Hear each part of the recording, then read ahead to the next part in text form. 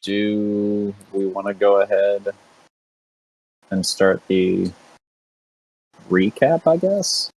Or depending on, I know we left off like the end of the night at the tavern, so I don't know if we could fast forward and start just doing the clerical shit. I know we're gonna try to hit a shop on the way out. No, I don't. Okay, yeah, let's, we'll start the recap, and Anthony will just have to get caught up on his way in from, taking the Browns to the Super Bowl.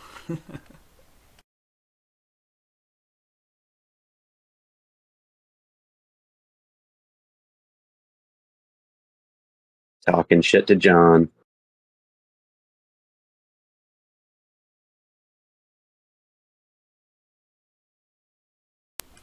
All right, so let's see.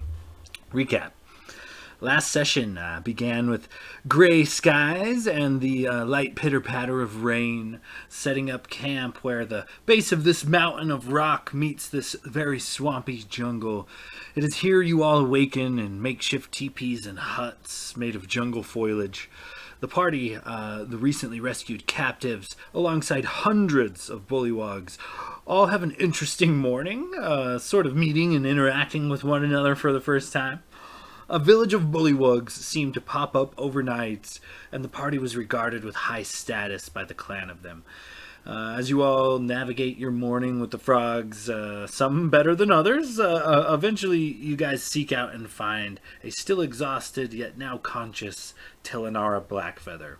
A bit of dialogue ensues, and before long, the party begins making their way towards the city of Lover's Rest. Through the swamp, the rain goes from a light drizzle to an outright downpour, making travel with the recently freed captives a slow and difficult process. During this process, a few more tense moments occur with the ever-curious and slightly evil frogmen. One such event resulting in the deaths of several bullywogs as well as a recently freed captive due to some champion-sanctioned target practice? Question mark. After setting a few boundaries and taking a bit better care of the former captives, the party constructs a few swamp gurneys via bullywog and makes their way through the swamp towards Lover's Rest. Eventually, though, they do decide to camp for the night. Between nightfall and the following dawn, a handful of former captives pass from exhaustion. The following morning, the party finishes their journey to Lover's Rest, bidding farewell to their bullywug allies on the city outskirts, leading the recently freed captives into the city and meeting up with Yokun, the priest of St. Cuthbert, and for a hefty reward for slaying the fire giant general. Preparations were made to prepare a teleportation circle for the party to get themselves and Telenara back to Hero's Perch. However, this would take a day or so to complete, so the party made their way to the Velvet Lily Pad, a bougie inn and tavern where they rented the entire upper floor, took advantage of some of the finer amenities, proceeded to eat, drink, chat, and celebrate their success, celebrating through late afternoon, through the evening proper, and even into the wee hours of the morning. Blade, after a grand performance, found himself invited to a private quarters, while the rest of the party took their leave in the upper floor's suite. It is now the following morning as dawn crests and the rooster crows. We go first to the upper floor of the Velvet Lily Pad, which is where we are now. You guys kind of look around and as you slowly begin to stir. Locris is probably the only one of the party who did not expressly talk about drinking heavily. So, of the lot of you, aside from Locris, the rest of you have an ungodly hangover. You guys drank heavy while he was reading silently in the corner. And, Renwick, you awake with, an empty whiskey bottle in one hand, a half-eaten loaf of bread in the other, and completely in the nude, save for a robe which you seem to have lost the belt to. And you look over and see, Gladier sleeping in the actual tub, the hot tub, just kind of snoring as bubbles kind of come up from the water. It's a rough sight. The room looks like it's been trashed a little bit. There's a few bits of clothing, some blankets, several half-drink bottles placed around the entirety of the room, and you guys are feeling it. And first thing you guys kind of notice is no blade. Captain, are you awake yet? Logus will start like. Don't talk so fucking loud. I imagine Reynolds laying sprawled out somewhere, and the only robe wide open. The only thing covering him is his hat, just over his dick, and he's just holding the bottle and the bread. And he's just like, oh, for fuck's sake! And he drops the bottle so that he can hold his head, and the clanging of the bottle makes it hurt worse. Seeing everybody hung over, Locris is going to start just casting prestidigitation and just make it sound like birds all over the room. As birds begin to chirp quite loudly, it is not long before a familiar face comes to the door, wheeling a cart in with herself is the proprietor of the establishment, Nalia. And she looks at the sorry shape that you guys are in, and she kind of smiles and nods. Yep, yeah, you're great tippers. Appreciate your business. This one's on the house. And she brings up this tray of food. She opens this silver platter, and inside is just a small buffet of breakfast foods. You've got pancakes, bacon, eggs, simple things, but that and a few jugs of fresh water and a couple things of different juices, apple juice, orange juice. She presents it all to the party. Says, on the house once again. Thanks for coming to visit. Be sure to say goodbye before you leave. And she kind of gives a light bow and exits the room, closing the door behind her. Wait. Here. Yeah. Here's a tip, and I'll give her 2 gold. You wouldn't have happened to have seen our half-elf companion, the one that plays the music. He wasn't down in the bar or anything, was he? No, he hasn't emerged from his room yet, but his companion has. She has just ordered breakfast, which I kind of need to be getting to, so... Yeah. Oh, okay, here. Okay, sorry. Here. Thank you for the food. I know you said it's on the house, but it's the least I can do, and I'll hand her 2 gold. She accepts it and kind of gives you a light bow, and then exits the room, closing the door behind her. All right, Captain, come on, you gotta wake up. I'll go and smack Gladier on the top of the head, make sure he's not drowning in the bathtub. I think reflexively Gladiator would have just punched out with his fists, and then kind of stood up and saw the massive spread of food and water, and just walked over, pushed not caring if anyone is in his way between himself and that cart of stuff, he would just bulldoze through, just kind of just arm checking, just grab the jug of water and just start chugging it, not saying a word. Question. You're still naked, right? You were in the bathtub? Probably, yeah. So we get Gladier in his full glory right now? We can finally answer the question. roll for dick size. Did you ever roll for dick size? Well, didn't we end last session with you and I getting drunk and trying to get a look at his junk? Yeah, but he was still wearing his armor like a fucking weenie. He's not wearing it now.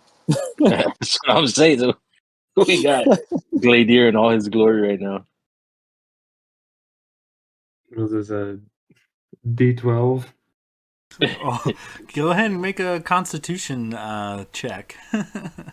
No, a con check?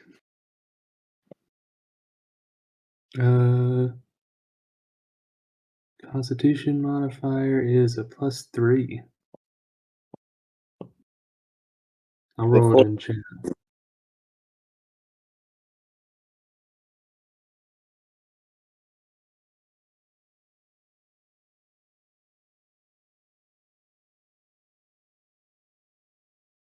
+3, Jesus. Oh, That's so dirty with a 20. dirty 20, boys, you see Gladier in all his glory, just straight up pounding this fucking water, guzzling it, dripping it all over himself, getting it everywhere. And as you kind of look up, there's a pretty decent sized hog, roughly close to the length of one of Renwick's arms. No wonder I would his like to grandma cast- fucked a dragon. Yeah. So the dragon definitely fucked. That's a given. And then he'll cast minor illusion and put a Locris mask on the dick because he was a dick earlier. Captain, we should. I don't know if you want to eat first, but the lady said that Telenara's out and about, but no sign of Blade yet.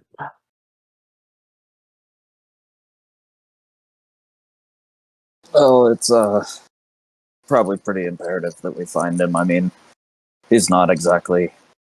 I don't know. He's never done anything like that. Hopefully, he's all right. There are a lot of eyes on us these days. That kind of makes me a little nervous. All right, y'all chow down. Locris, you want to go try to find Blade with me? Sure, why not? All right. Which all right. Locris are you talking about? And he points Uh, over at Gladier's dick. The dick Locris, obviously, but which one am I talking about still? No, but yeah, y'all get the spread. Y'all get the spread out.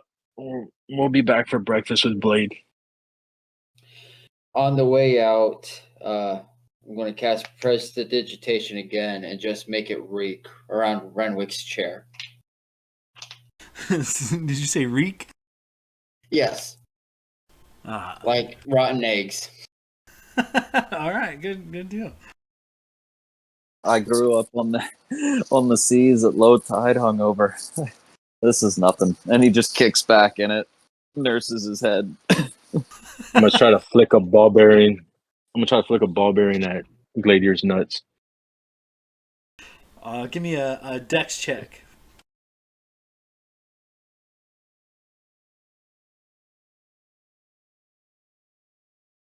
That's 11 plus 5, 16. I think that would hit an unarmored Gladier as you're kind of helping yourself to some water, Gladier. You just kind of get a sack tap from across the room as something hits you in the groin. I just kind of like let out a low like whine, just, and then I finish off the jug of water and I throw it at Logus. Come on, Locris, something's wrong with Gladier, and I'll run out the room before he. Give me a dex check there, Gladier. That's not great. It's only an 11. Logus is a bit more agile than that. You throw it and it smashes up against the wall behind him, but it misses just by inches. I'll flick him off as I walk out the room. Also, later we'll now quickly start getting dressed. All right. So as you guys kind of get ready, Locris and Logos, you make your way down to the second level and to the room that you assumed Blade was in, and it is ajar just a bit. How do you guys proceed from here?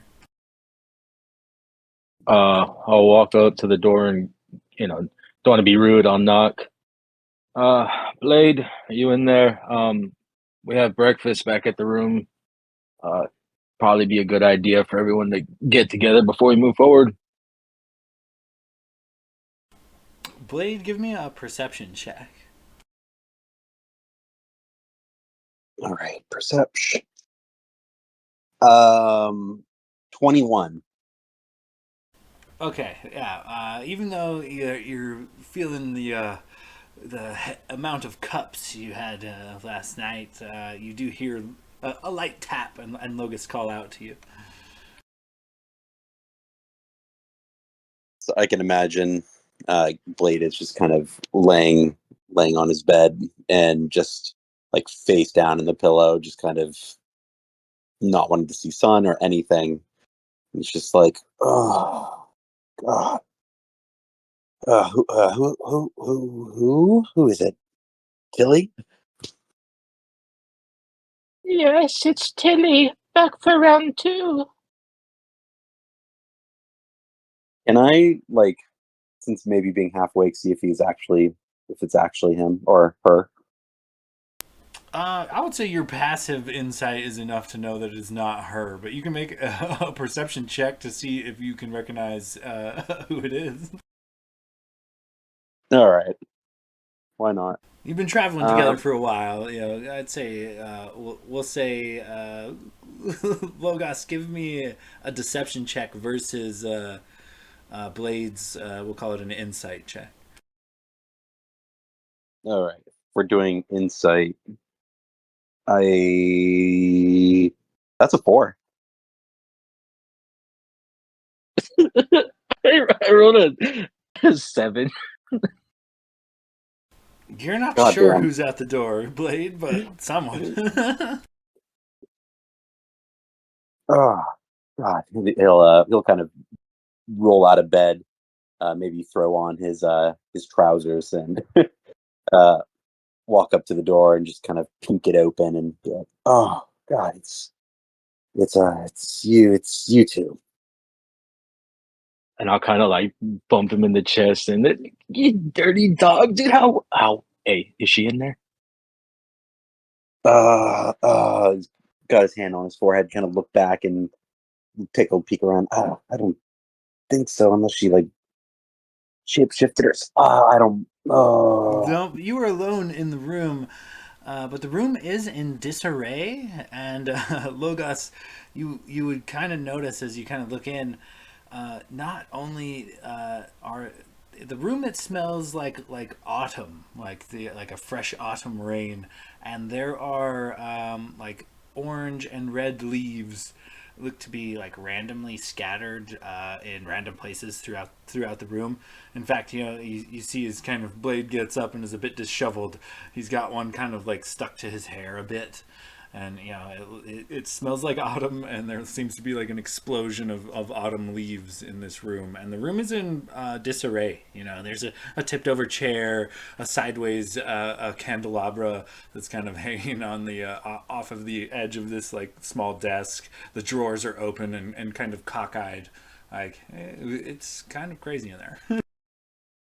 I don't think Renwick would have recalled last night because he was so drunk. So I imagine he's like, "Oh, Blade got laid," but he doesn't know who it was. So I feel like he would just like when he's holding the door open, he'd like poke him in the ribs a couple times and be like, "Oh, it looks like you got you a real fancy one. Who is she? Is she special?" And he'll just kind of like lean in like a middle school girl asking about their friend's date. Yeah, it was the. Yeah, it was our. Come on, Blade. How was it? Come on, man. It looks crazy in there. Is there a check to like? Because I would imagine I probably would have been almost probably pretty close to not blackout, but pretty close. Is there like a roll I could do to see if I even remember any of that shit? Roll performance with check at disadvantage. disadvantage. Yes, dude. Performance with disadvantage? Oh, for recalling the night, I would say, you could give me, we'll call it just a straight wisdom check. History with extreme disadvantage. Man, Yeah. you're rolling that one on performance. Couldn't even get it up. All right. So first one, wisdom, 15. You've lost bits and pieces of the night. You were pretty inebriated, and you guys were doing some day drinking up until the evening, and then wee morning hours. So you definitely are aware that you've lost a bit. There are a few hours here and there that you don't recall, but you've got roughly 60, maybe 70% of the evening you do recall. Okay. Yeah, it was it was something else, I'll tell you. It was yeah, she's quite the woman, that one. And kind of turning around and looking at all the leaves, and you can smell the autumn air. We kind of turn back and look at the group and just be like, yeah, I mean, I thought I was a romantic, but she's really the one. Did you just say she's the one after one night? Oh, looks like No, you caught the love bug. No. I did not say that. I just think she's romantic.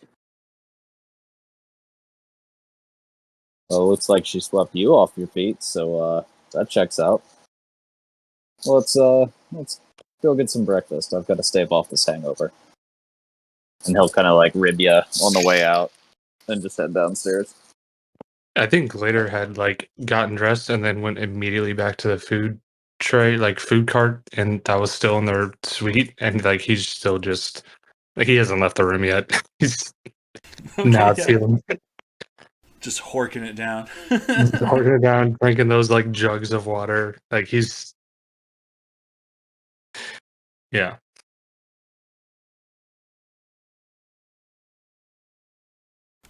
Okay, yeah. So you guys, you guys kind of have you can go back to the suite, or you can go back down to the tavern proper.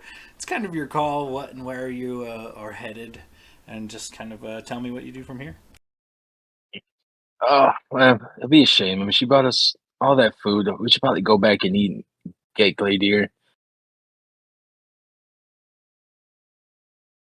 Unless, Blade, of course, you want to go have breakfast with your lady friend. I mean, don't want to step on anyone's toes. Yeah, I better go downstairs. And yeah, Blade will just kind of finish getting himself ready and make his way down. Before he goes, I'm gonna use Druidcraft.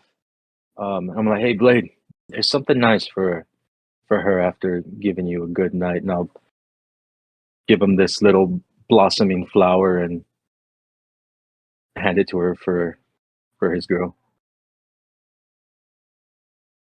Oh, well, thank you. He'll take it and then kind of make his way, just kind of like smiling, like, ooh, hopefully this goes okay.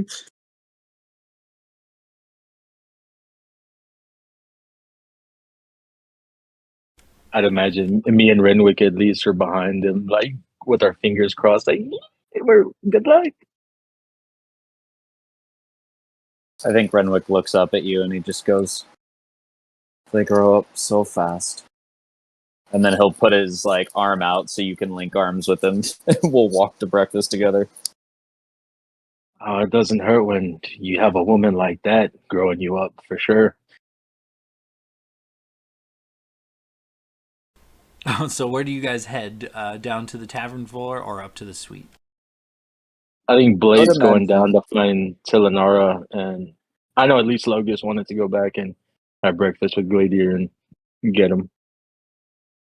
Yeah, I think the game plan is essentially just everybody like get up, get breakfast, get back together, and I believe our goal right now is essentially like stop by some shops on the way out of town and get back to Bo. Okay, yeah. As you guys kind of head up to accompany Gladier, who's easily eaten like half of the cart that was supposed to feed a party of 5 by now. We'll cut down to Blade. As you kind of go down to the tavern floor proper, you see a couple of bougie type of patrons. Looks like it's not super busy. Only 2 or 3 others. You see Nalia catering to a few people here and there. And in the corner of the bar, you do see Tilanara. She sits next to this window that is propped open, and she's kind of like gazing out into the sunshine. And Nalia comes over and brings her like a large bowl of like assorted fruit. She tips her and then just kind of goes back to like gazing out the window. So as you kind of make your way down to the tavern floor, what do you do from here?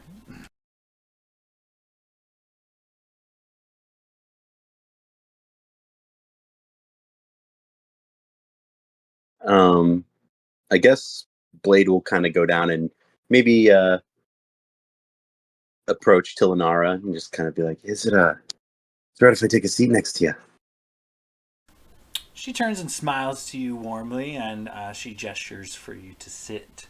And as you kind of take a seat next to her, you notice in the sunlight that she's kind of she's got a pale, kind of fair complexion. You didn't really. This is the first time you've seen her particularly clean. You guys have just trudged through the mud and the muck from this volcano, but cleaned up. Her face is very elven features. She has this like silver hair with these bright like emerald green eyes, and her complexion is like very very pale. And in the sunlight, as it kind of reflects off of her, and you're getting a look at her, like it's almost like a sheen or a glimmer. It's hard to catch, but it's definitely there, of some sort of like green tint that seems to like be reflecting off of her skin. But yeah, she kind of just gestures for you to sit.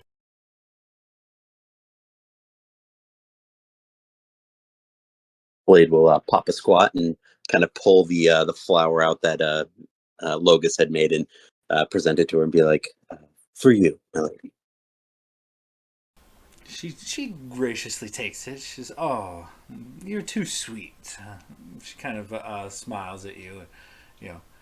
Takes the flower, and as it does so, as she touches it, like it grows. Like the flower, becomes slightly bigger, and in her touch, and she just kind of like adds it to like behind her ear, like so. Charming as you are, I was hoping that your party would come down with you. What's holding everyone up?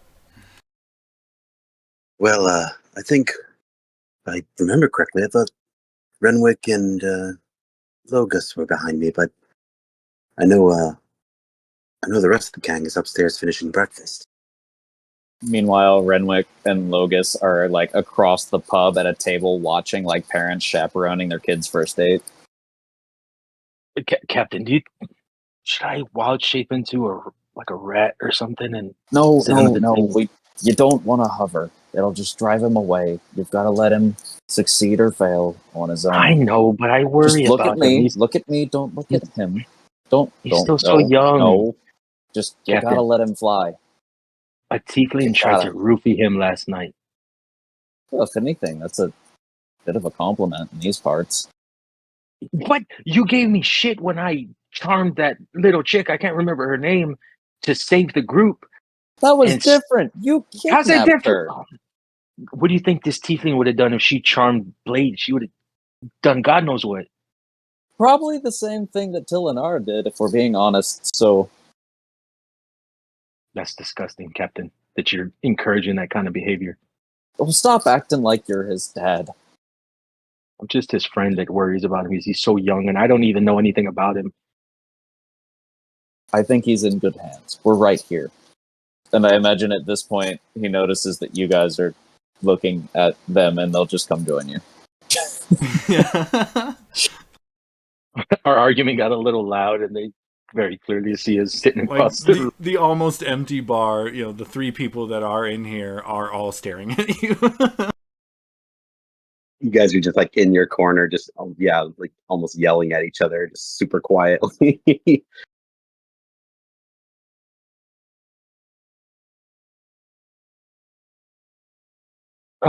Good morning, my lady, Eleonora. You look well today.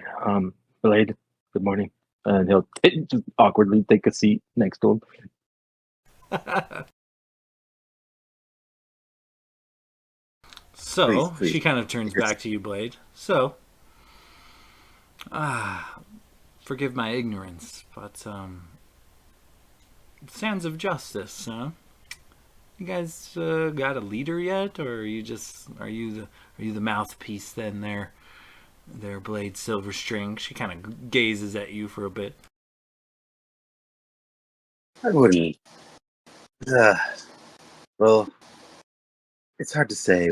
We've all kind of sprung into action when needed to, but I've gotten us through some parts, maybe sweet talked our way through things. But recently, our captain here has been leading us. He'll point over to Renwick. And I imagine he's just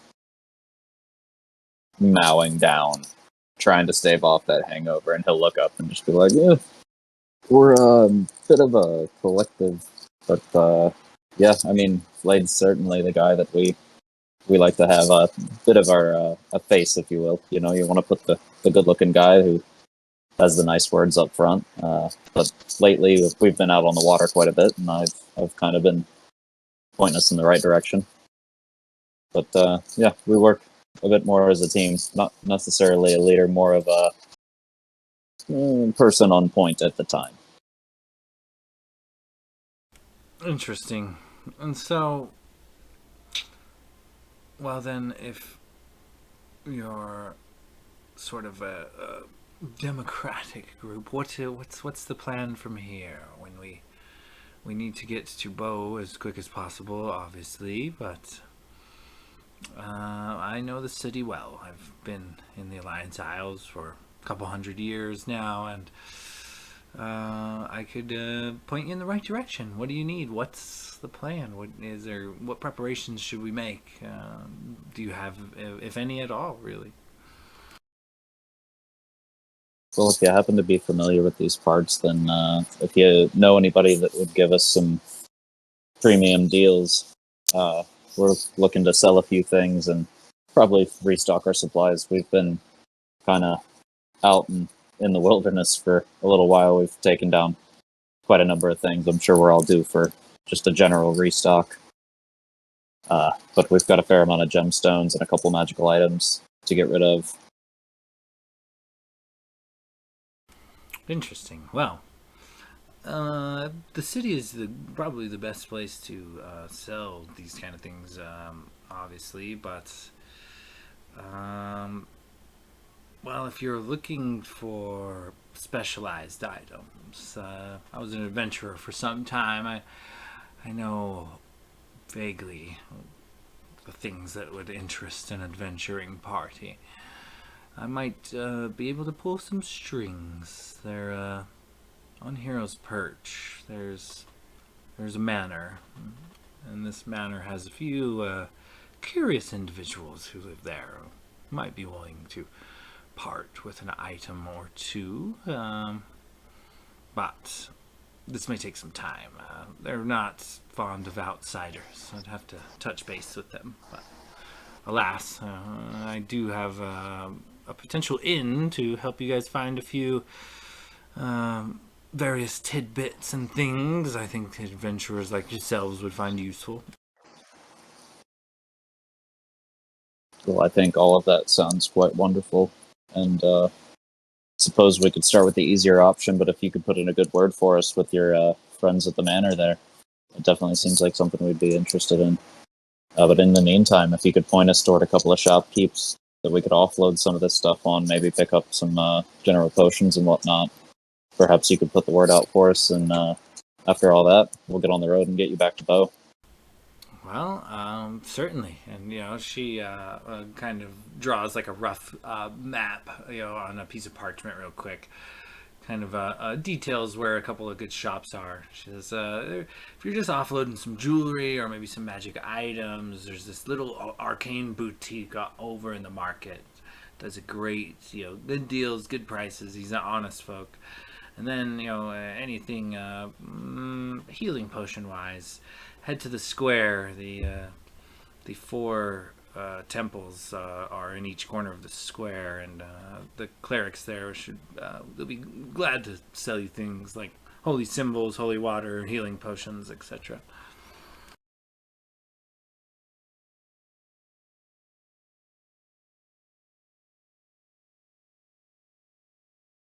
Hey, Sean, do you think you can give me a rough estimate of how many arrows the bullywugs took off of me? Between what they took and what you gave away, you're down probably not a lot. Five, maybe 6 arrows. Okay.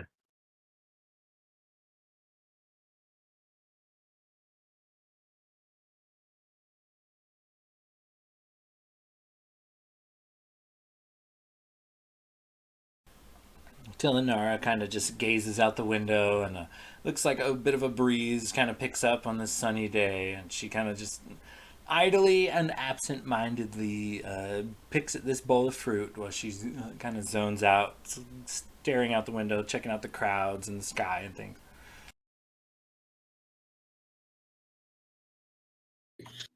So about this time, Glader and Locris are coming down the stairs. Locris saying, "Yeah, he really gets a lot of energy for somebody hungover and that short. I mean, 1 second he's upstairs running back into the room just to sack tap you. Next thing he's going downstairs to spy on Blade. It's just amazing how fast he moves." Yeah, honestly, I felt nothing. I was just eating, and I didn't even notice that he came in. I was trying to, I feel like shit. So I was just trying to stave off this hangover. I didn't even realize he came in and tried to hit me. He's got small little hands.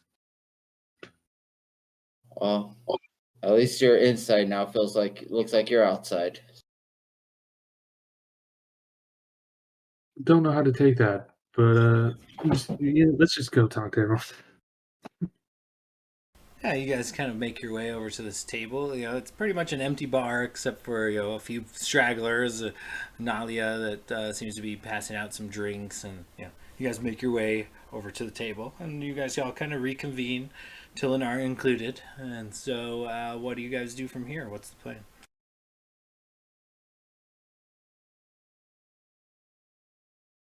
Yeah, you wouldn't be able to identify a potion, would you? She holds her hand out. Certainly. And I'll hand her a milky green glowing potion. She shakes it, looks at it briefly. Her eyes kind of look like they roll back in her head for a moment. And when they come back to, she hands you the potion and says, it is a potion of supreme healing. Sweet. I really could use that. I suppose a couple more questions for you then. And I believe we have an orange glowing potion and a spell scroll. Yeah, I think later the orange potion. I also have a level 2 spell scroll in my inventory. You just toss all this stuff on the table. So, how many things can you identify before you need you to rest and whatnot? Well, I can't do it indefinitely, but I should be able to take care of these items, no problem. Yeah, Glader would hand her the weird orange potion. Okay, so like a similar event. She kind of shakes it up and looks at it close with her eyes inspecting, and then her eyes kind of roll back into her head. And as she returns the potion to you, Gladier, she tells you that it is a potion of speed. Ooh. Well, I think I can definitely make some fun things happen with that. Yeah, pockets it.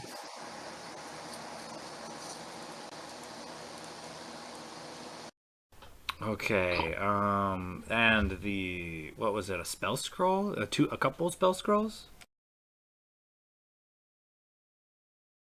Yeah, Logus in his my inventory, I have a level 2 spell scroll that has no like identification on it or anything.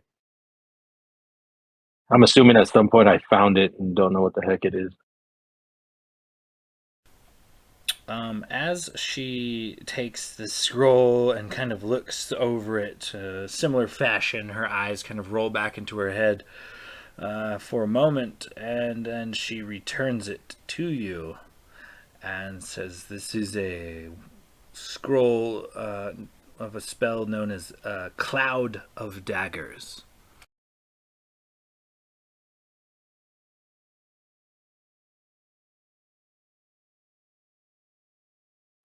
Thank you, my lady. Because Logus feels like awkward talking to her now because he knows everything. She smiles. She's got like a glowing radiance to her that you haven't really seen before.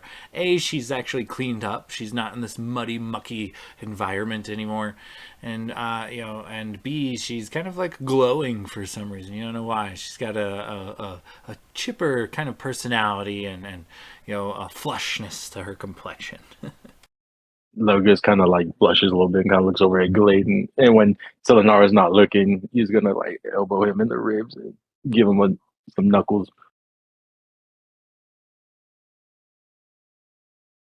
Blade's gonna kind of look to Lenara and just be like, Tilly, you look vibrant today. Just want to say that there's something different about you. Always ones with the word, the blade. She kind of smiles at you. By the way, can you identify this pearl for me? No, I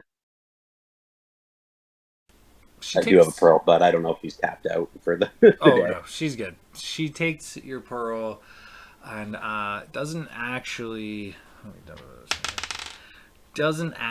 have to cast identify. She just knows what it is. She tells you it's a pearl of power. If you attune to this item, you can return a spell slot up to 3rd level once per day. Oh wow, this is quite a powerful object. Thank you, Tilly. He'll put it back.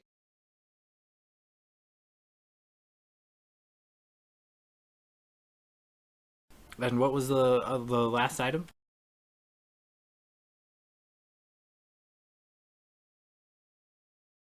I think that's all I had.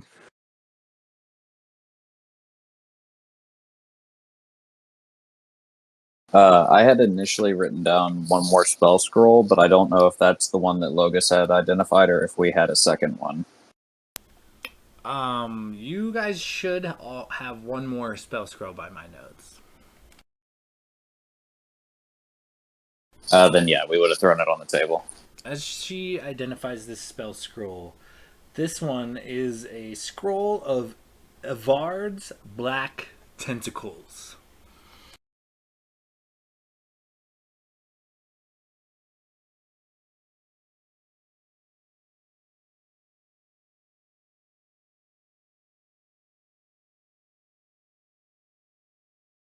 That seems to be all you, Renwick.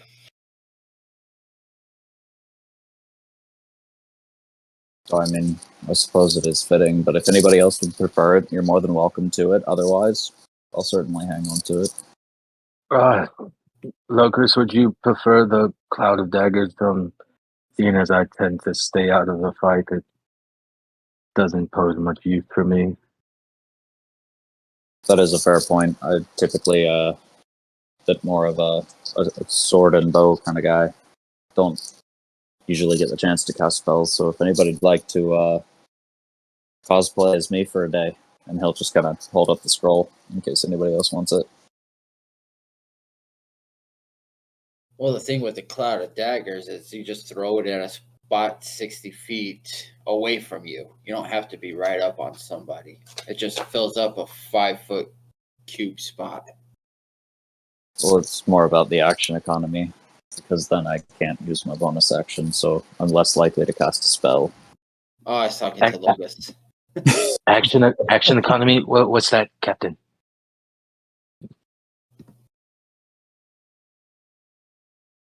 Oh yeah, well, I mean, if no one, I'll hold on to it. Maybe it'll come into use at some point. I don't know. I had 2 spell scrolls for about 90% of the time we've been together before I finally used one. I think I'm good on that.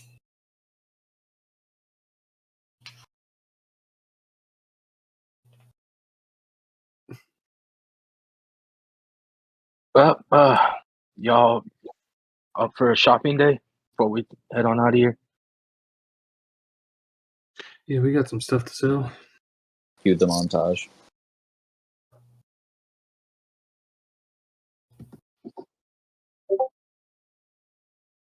Okay, yeah. You guys make your way out of the Velvet Lily Pad. Tilinara decides to kind of show you guys around the city, and she does kind of take you to a vendor or two, depending on what you guys are looking for and what you're trying to sell. But yeah, she kind of helps shepherds you guys through this city. So what are you guys looking for in particular? What are you trying to buy? What are you trying to sell? Logus, whenever he enters a new place, is always on the lookout for a new or different kind of bow, perhaps to upgrade, and an upgraded quiver too.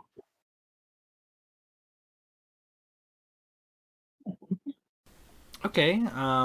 Unfortunately, in this city, you're not gonna find a lot of like unique or like upper end magical items at the places that she's kind of pointing out. A lot of that stuff seems to be conscripted to the knights, as they are, kind of actively warding off fire giants on the regular. So, I mean, you can find a lot of like standard weaponry and armor, but aside from like maybe a +1 bow or a +1 sword of some kind, +1 weapons you could definitely dig up, but anything more complex than that, it's just probably not going to be available. All right, Logus will for sure replace the arrows that was taken.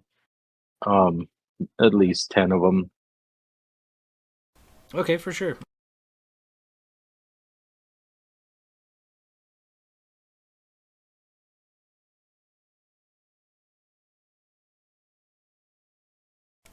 What else do you guys need to knock out?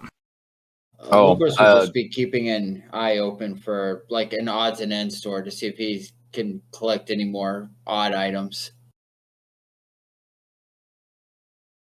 Oh yeah, you could hit like a thrift store or like a pawn shop. There you go. Plenty of different trinkets and things for you to kind of look at and go through. Is there anything in particular you're looking for? No, I was just thinking of that gothic trinket table. Just something to go with my shrunken head. Oh yeah, I forgot about your shrunken head.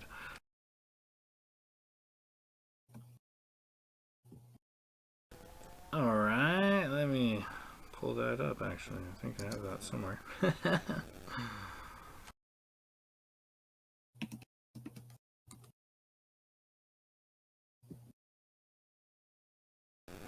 All right. So, as you kind of look around in this shop, there are a few curious items that might potentially go with your shrunken head.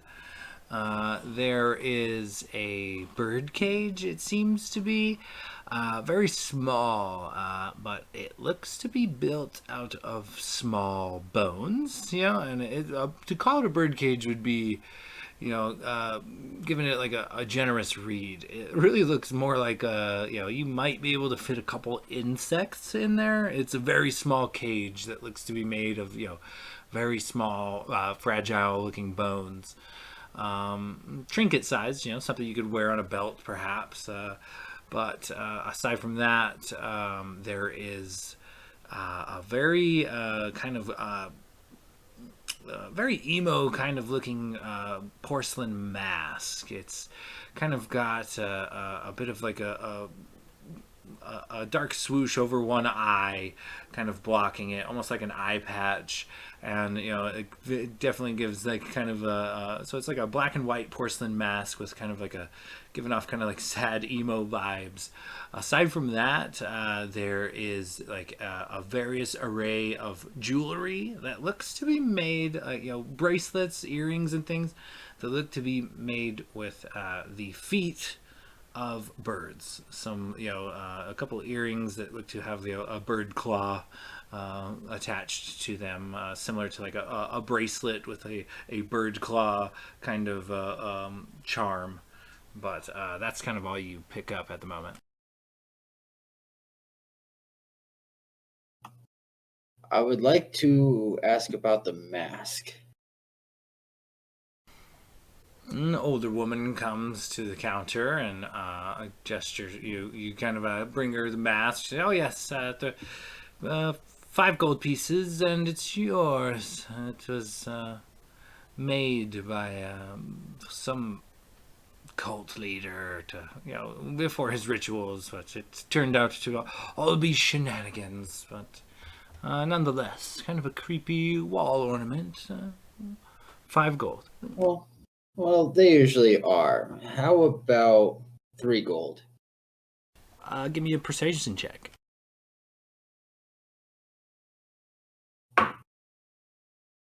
15. 3 gold deal. She shakes your hand and packages the mask up for you. Perfect. I'm happy. All right. Moving on down. Who else needs to go grab some stuff? You need to buy or sell anything? Anybody? I do believe we want to address the lead box, but I do have a list of things we need to offload. Yeah, and I'm looking for maybe like a ring of protection or cloak of protection, and maybe just like oddball trinkety stuff. So wherever that leads us. Okay. I mean, you might be able to find something like that, but it's going to be quite hard in the city. Unfortunately, you might be able to find like a +1 weapon or something along those lines, but it looks to be slim pickings at the moment for magical items due to most anything of significance being kind of transcripted to the guards or the knights of the local realm. But let's see here. Tilinar takes you to a couple of honest jewelers, a gnomish couple, man and wife, and they happily buy, things like gems, jewelry, etc., different trinkets and treasures, and they'll give you a good price for it.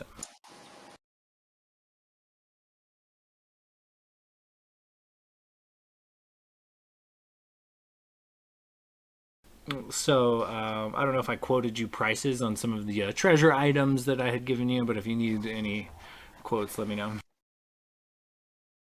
But they do sell for face value. If I told you I gave you 1,000 gold gem, it's worth 1,000.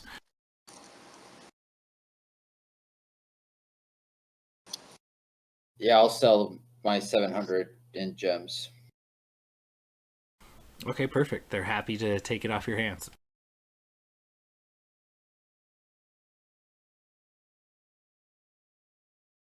So, Renwick, the lead box, still locked.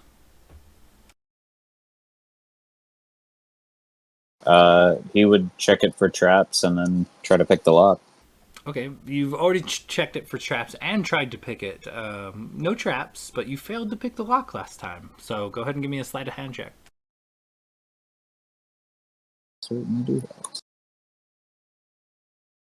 If you have your thieves' tools on you, you can add proficiency to the check.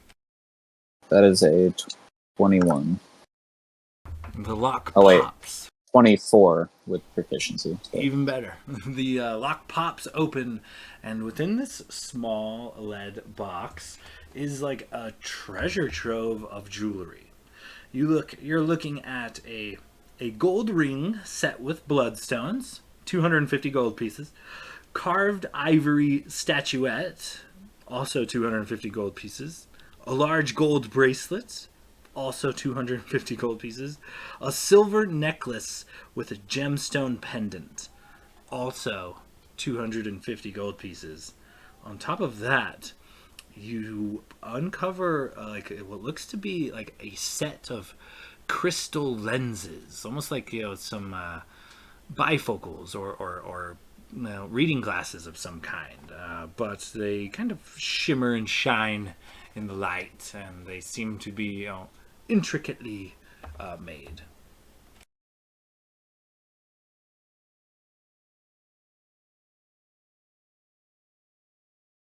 So I got a gold ring with bloodstones, ivory statuette. What was the third thing?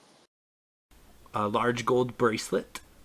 Large gold bracelet. And all 4 of those were worth 250 apiece, and then we got the crystal lenses. Correct. Heard. I think he... I mean, can I roll Arcana just to see if I can identify these? Yeah, go for it. 15.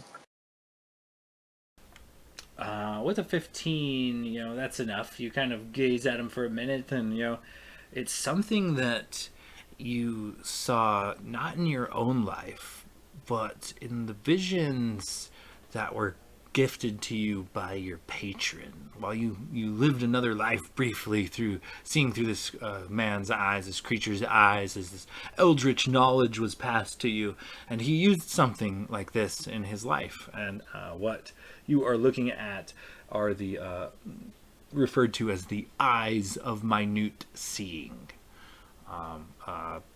It's a magical item. You'll have to look it up. But essentially it is, I believe, advantage on investigation checks within 1 foot of your character or something like that. Cool. Duly noted. And in terms of what we needed to offload, I've got 5 paintings with decent frames that were 25 apiece. So 125 gold there. We had 10 giant-sized rough-cut gemstones, 50 apiece at 10, so 500 gold. In my inventory, it says I have a ruby worth 5,000 gold. And then I had written down 700 gold worth of gems, but I'm assuming that was the one, or those were the gems that Locris sold. I don't think I noted that he just stashed those. So I don't think we had those. He's got the potion. The other things I needed to check on, I have a few items I want to sell personally, and then I also, if there's I guess a place around here that would be interested in selling the Azure Eyes and Heart that I harvested. Oh, certainly. You can definitely find your a good alchemist or something along the lines of that to hawk those. Let's see here. Yeah, so I'm looking to sell a set of Masterwork studded leather, +1 armor, and then the Cloak of Bludgeoning Resistance as well. So those plus the Azure parts are basically all I have left in town to do, really. So each of those items will net you 1,000. And what Azure parts did you collect exactly? I have 2 eyes and a heart. The eyes are only worth about 40 gold each, but the heart is worth about 800.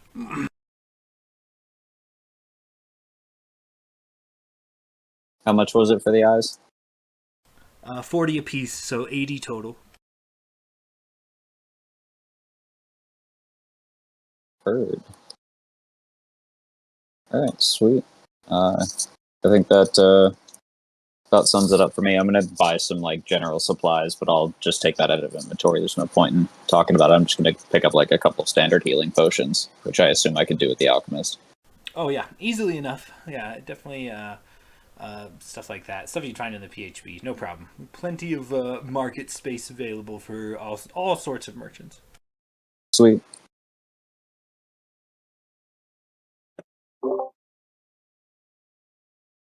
So I think Glader would be walking around, probably following Locris on his tour of the creepy place, and then he would suddenly remember he has some nice armor in his satchel that he's not using anymore. So he'd turn to Locris in the middle of the street, be like, "Hey, wait a second. I got some of this extra armor. I'm not sure if it'll fit you, but you know, it's really nice mithril armor. Might help you be a little bit harder to hit if you want it." Just kind of like hand it over to Locris. Oh yeah, that's be a little bit better than what I'm currently wearing. I'll take that, and I'll give you this +1 chain shirt and exchange, and you can sell it if you want. I'm actually That way gonna we stay even. yeah. I'm gonna Glader's gonna keep the +1 chain shirt because he has a regular chain shirt from when they went undercover all fancy dancy into the vampire ball. So he's gonna keep the +1 in case he has to do something like that again and just sell his regular chain shirt. I mean, it's just a regular plain Jane. I think it's only like 50 gold. So he'd probably just sell that at like the closest shop. Yeah, no problem. Sell it easily. All right, cool. And that's all. I think. Actually, I'd pick up like 4 potions of healing, but other than selling the chain shirt and those potions of healing, that's all really I wanted to do. Okay, it comes out to 50 a piece, so it'll be a couple hundred gold, but you find it easily enough. Alrighty. Okay, as you guys kind of make your way to and fro about the marketplace, you do notice a lot of things you would find in a swamp are sold here. Like a lot of reagents. It seems to be like spell component city. There are lots of like dried herbs and different weird flowers and powders and a few dehydrated meats here and there. Crocodile, snake, frog. It's quite the sight to see as you guys the hustle and bustle of the city takes place around you as you guys go about your morning hitting the marketplace. So, is there anything else you guys want to do? Oh yeah, I'm gonna try some of that weird meat. It's only a silver piece. You're not quite sure what kind of meat it is. It is some sort of skewered meat, but bottoms up, I guess. Seeing as we spent some time with the bullywugs, saw them skewer each other up. Do I recognize that meat? Give me a survival check as you're kind of scoping out this skewered meat.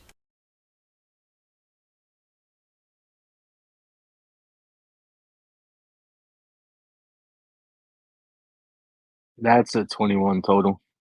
You do recognize it, but not from the recent bout in the jungle / swamp. It is for sure the innards of a large insectoid, probably like a cockroach or something. Yeah, Lugers, that's bug meat. It's probably eating bug guts right now.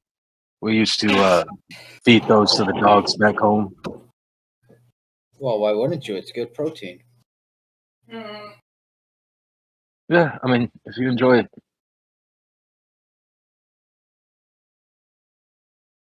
You know what? I'm probably gonna actually pick up a couple for Tony Hawk when we get back home. So I'll probably take like a couple meat because hopefully she's still there and I want to bring her a gift. Okay, yeah, it's a silver piece per skewer. So All right, I'll probably take like 5.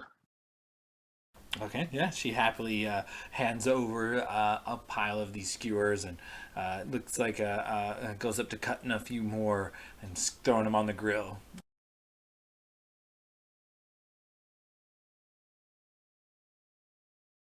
Uh, um, Captain, should we go say bye to the bullywugs before we leave?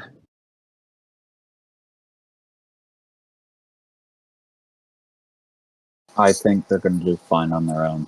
And quite frankly, we have more pressing matters.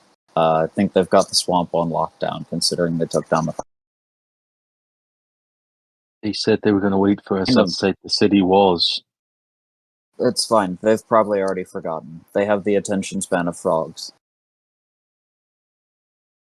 I think if we leave them close to the city walls and don't say anything, it leads to potential conflict with the people. The bullywugs won't come near the walls. They already told us that. Yeah, but what if the people don't like that they're so close to the walls and they go kill them?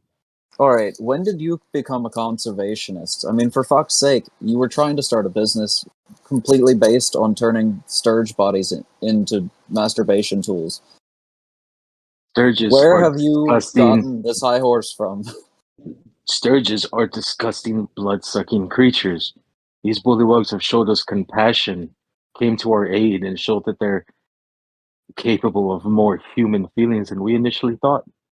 They've murdered and eaten each other mercilessly based on scratches. I mean, for fuck's sake, you nicked one with an arrow and they ate him. In front of us. Survival of the fittest, Captain. You wouldn't know. I grew up in the jungle. Well, perhaps you're right. I can't do this right now. You want herself.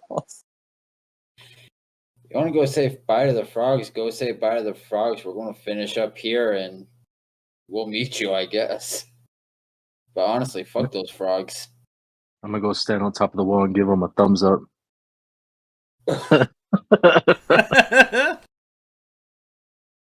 Yeah, I don't see that going wrong at all. Do you no. head out to say goodbye to the frogs or not, there, Lucas? You know what? Yes, I am. Okay, so they are in the outskirts, kind of in the forest. You'd have to leave the city to make your way out there. But as you do, it looks like a familiar scene. There look to be hundreds of makeshift homes just off in the jungle, outside of the range of the city's archers. I want to look for the one that I initially gave the bow to. Okay, give me a perception check.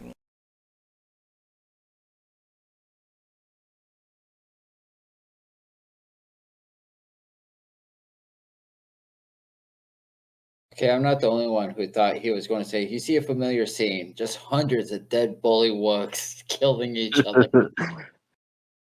Back at home, I got a 21 perception. You spot him easily enough, and it looks like he's got some elevated status. You walk up, and several bullywugs are surrounding him, and he seems to be like taking a knee, and he's like drawing something in the dirt. What's he drawing? As you come up, go ahead and give me, we'll say, just an intelligence check. Oh, this is not very bright. Bullywugs are not very bright. Oh, I wrote an 18 total. Perfect. You for sure recognize what you see as a plan formulating in the dirt that involves the Bullywogs taking over the city. Oh God, I'm gonna like scrape the dirt and like make it clear that that's not a good idea to them. I'm gonna be like, no, no. I'm kind of like give them a stern finger, and I'm gonna like grab a stick and start drawing another picture of them living in the woods peacefully, trying to convey that they're better off in the swamp and drawing. Go ahead and give me a persuasion check. Not to convince them to do it, but to convey your message. That's a natural one. They look at you confused, and then do what you did to their plan to yours. They kind of scratch it over and push the dirt back to a blank canvas, and they go. He goes about kind of redrawing the city, and looks like their plan is, as far as you can tell, as he's kind of drawing it out for you. The plan is Bullywogs go into city. Bullywogs kill everyone. Bullywogs save champions. Bullywogs bring champions back to the swamp. Oh, I wish Blade was here. He could talk. I should have brought Blade. Uh, Um, Logus is gonna start like walking towards the swamp and like and try to like again like home, nice, peaceful, and like maybe shoot an animal and like food, trying to convey that they have everything they need out here. As you kind of down crossing deer, you go, and before you even can come close to it, they've already gutted it, cleaned it, quartered it. They've got a hide prepared. One of the bullywogs goes and presents a couple of antlers to you, and another seems to make off with the killing arrow. Oh, God, I don't know what to do here. Meanwhile, let's cut back to the party. You guys are still kind of in the city, mulling about the market, and you are approached by Yokun, the head priest of St. Cuthbert, in his silver robes with red trim. He approaches the party. Well, the teleportation circle is ready at your earliest convenience. Please come by the temple, and we will help to get you along your next part of your journey. It's been nothing but a pleasure, Sands of Justice, and I do hope that we can see you again. Please, you're welcome here in Lover's Rest anytime. We're happy to host heroes of such stature. He kind of bows to you guys. Well, you ready, or do you need a bit of time? We will be there as soon as the war chief gets back. Okay. He kind of looks kind of perplexed and says, well, I'll be there should you need me. Going to say a few prayers, do a few rituals for our men out in the field. So I will see you shortly, I presume. Hopefully. And he kind of gives you guys another light bow and then heads off back in the direction of his temple. Logos stays gone, you guys. Logos stays gone for, an hour, maybe even 2 at this point. What do you guys do from here? Blade's All gonna right, come. I'm gonna go find him. Yeah. Coming with. Yeah, kind of remembering that Silenara was the one that spoke with them. Maybe bring her along. Yeah, I'll Glader speak would my own way. begrudgingly. Okay, as you guys make your way out of the city to where you had left the Bullywogs, you guys see also a familiar scene. Hundreds of these little makeshift teepee hovels from jungle foliage are everywhere.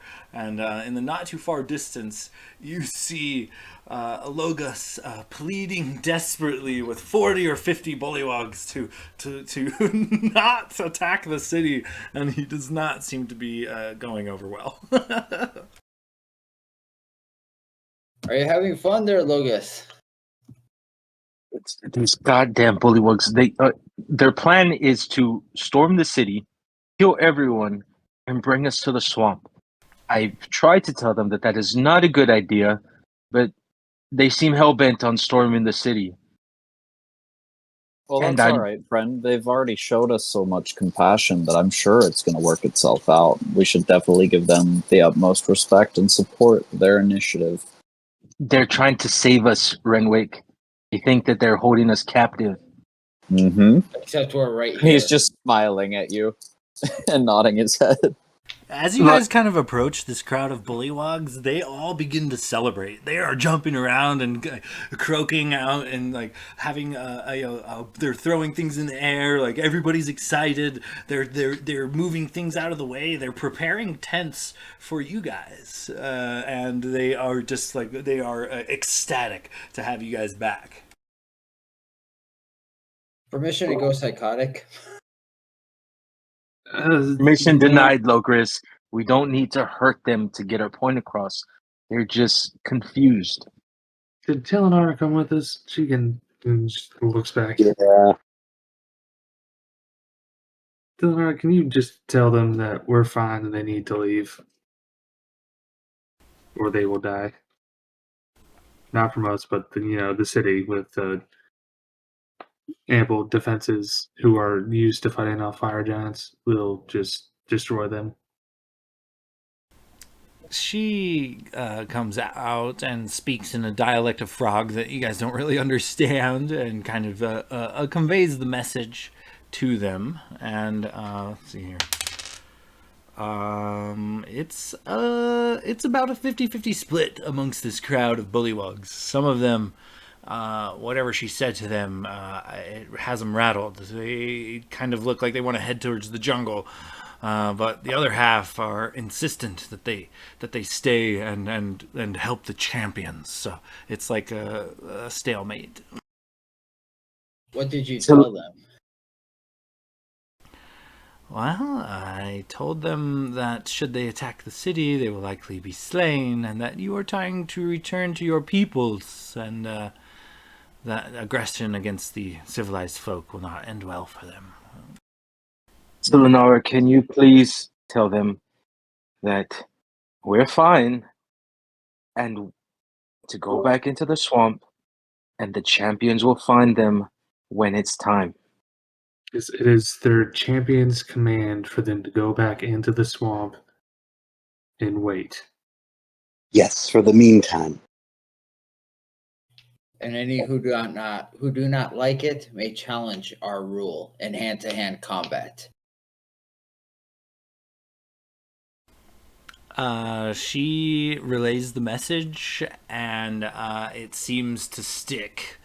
They are reluctant. They are looking back over their shoulders as they sob and sulk as they break down camp, and very slowly but surely they slowly sulk away, heading back into the jungle. One at a time, they kind of sob and kind of plead with Tilanara, who seems to have like a firm stance, whatever she's saying. And, the Bullywogs do eventually begin to disperse back into the swamp. Was the one that was carrying my bow one of the ones sulking?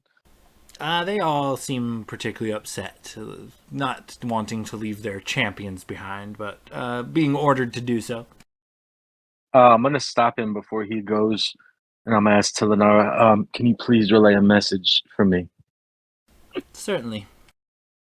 I'm gonna get down on eye level with him. I'm gonna get down on one knee, and I'm gonna tap him in the chest and say, "It's up to you to protect your people. Don't hurt each other. fight together, and you'll be surprised what you can do. I believe in you. You have the heart of a champion as well. Go forth and survive. We'll find you eventually. She translates, and he seems to understand. Though reluctant to leave, he kind of looks back to his people with like a sense of purpose. Kind of looks like he's got something to do. And as he's walking away, I'm gonna tell one more thing to Lenara. Do not attack the city. I know you're proud, little one, but you have everything you need in that swamp, and I know you can survive out there. He kind of nods as he's like looks back over his shoulder, and he he holds his hand high up in the air and kind of looks at his fist for a moment, and then pops one of his thumbs up and kind of looks over to you. I'm not gonna give him a thumbs up. I'm gonna just give him a fist up, like a right on. He seems to get the message and scurries off into the swamp. Gladiator's gonna walk up to Logus, like behind him, put both his hands on his shoulders, and start kind of leading him back to the city, and just say over his shoulder, I don't think you're allowed any more pets.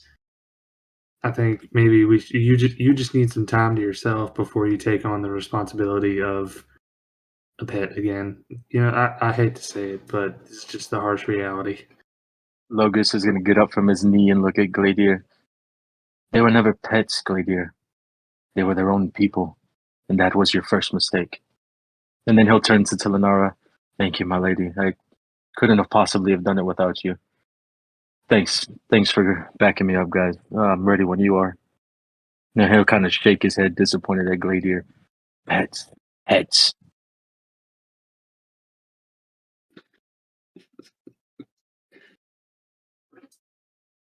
I guess we can go back to the city. As you guys kind of make your way back to the city, you find the hustle and bustle of Lover's Rest all around you. Is there anything in particular you guys need to do? As kind of we're walking back into town, Blade is going to be kind of walking next to Gladiator and kind of pulling out this pearl and looking at it and just kind of eyeballing it and going, I think you might get a little more use out of this than myself. Then you'll pass it over to Gladiator.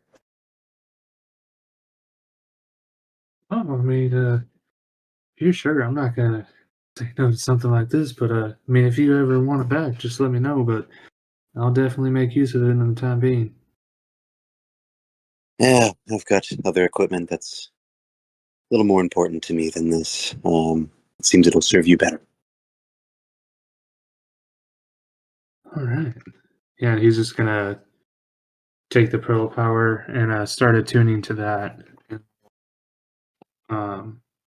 Unattune to the girdle scales. He'll still keep it on, like just around his waist, but because he thinks it looks cool. But he's gonna unattune to the girdle scales and attune to the pearl. Okay, sounds good.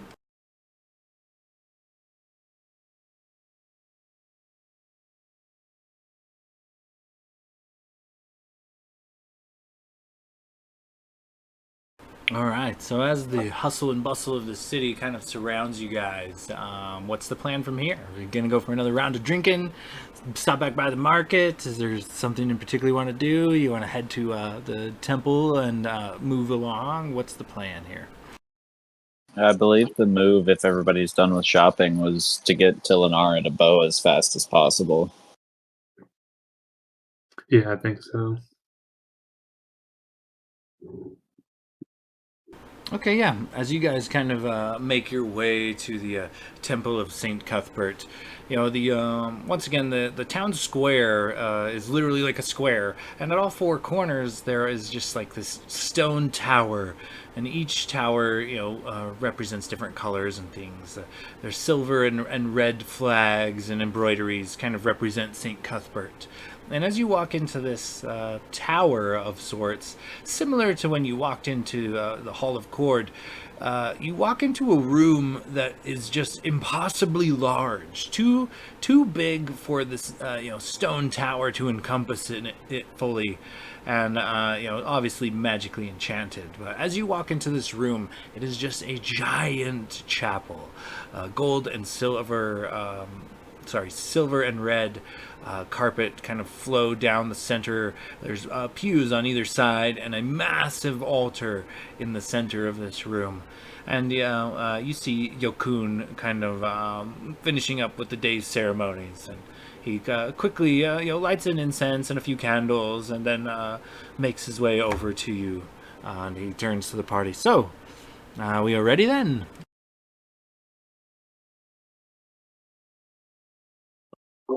Yeah, I think we're all a bit eager to get back to Hero's Crest. Hero's Perch? Lover's Crest, Hero's Perch. We're yeah, you know what I mean.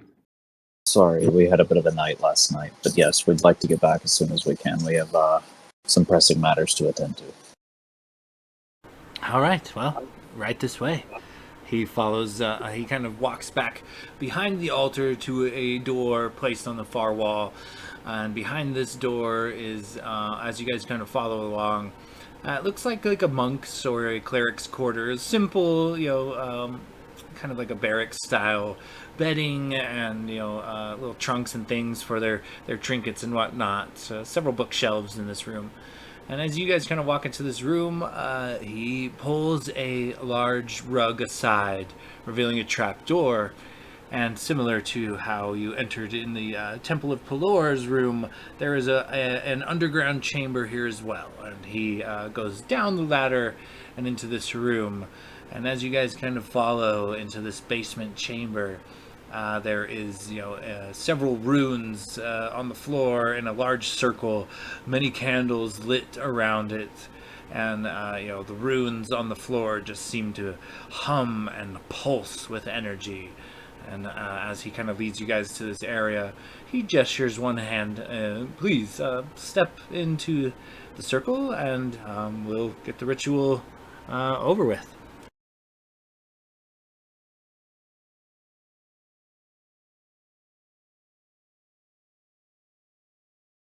Locris steps into the circle. Yeah, Glitter follows suit. I assume we all do, Tilinara included. Yep. And as Tilinara and the party kind of step within, he starts chanting some divine words, some prayer or rites of passage. And as he does so, the room seems to grow dark all around you on the exterior of the circle. And suddenly it is just nothing but darkness. And the last thing you see is the barely visible image of Yokun clap his hands together, and with a mighty burst, this dark room becomes blindingly white light. And as your eyes adjust, you find yourself in another temple of St. Cuthbert. So you are in the middle of what looks to be a small cathedral. A couple of priests of St. Cuthbert stand near the altar, but in the back of the room, near what you can presume is the entrance, Bo Brightglow stands near a couple of fully armored knights with a sun emblem in their chest. And he kind of looks to you all and to Tilinara and mumbles something along the lines of, well, it's about damn time now, isn't it?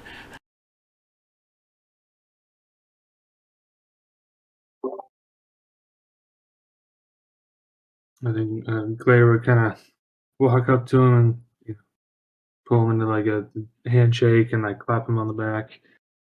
Yeah, it was, took a little while. It was not exactly easy getting her from where she was, but we're back.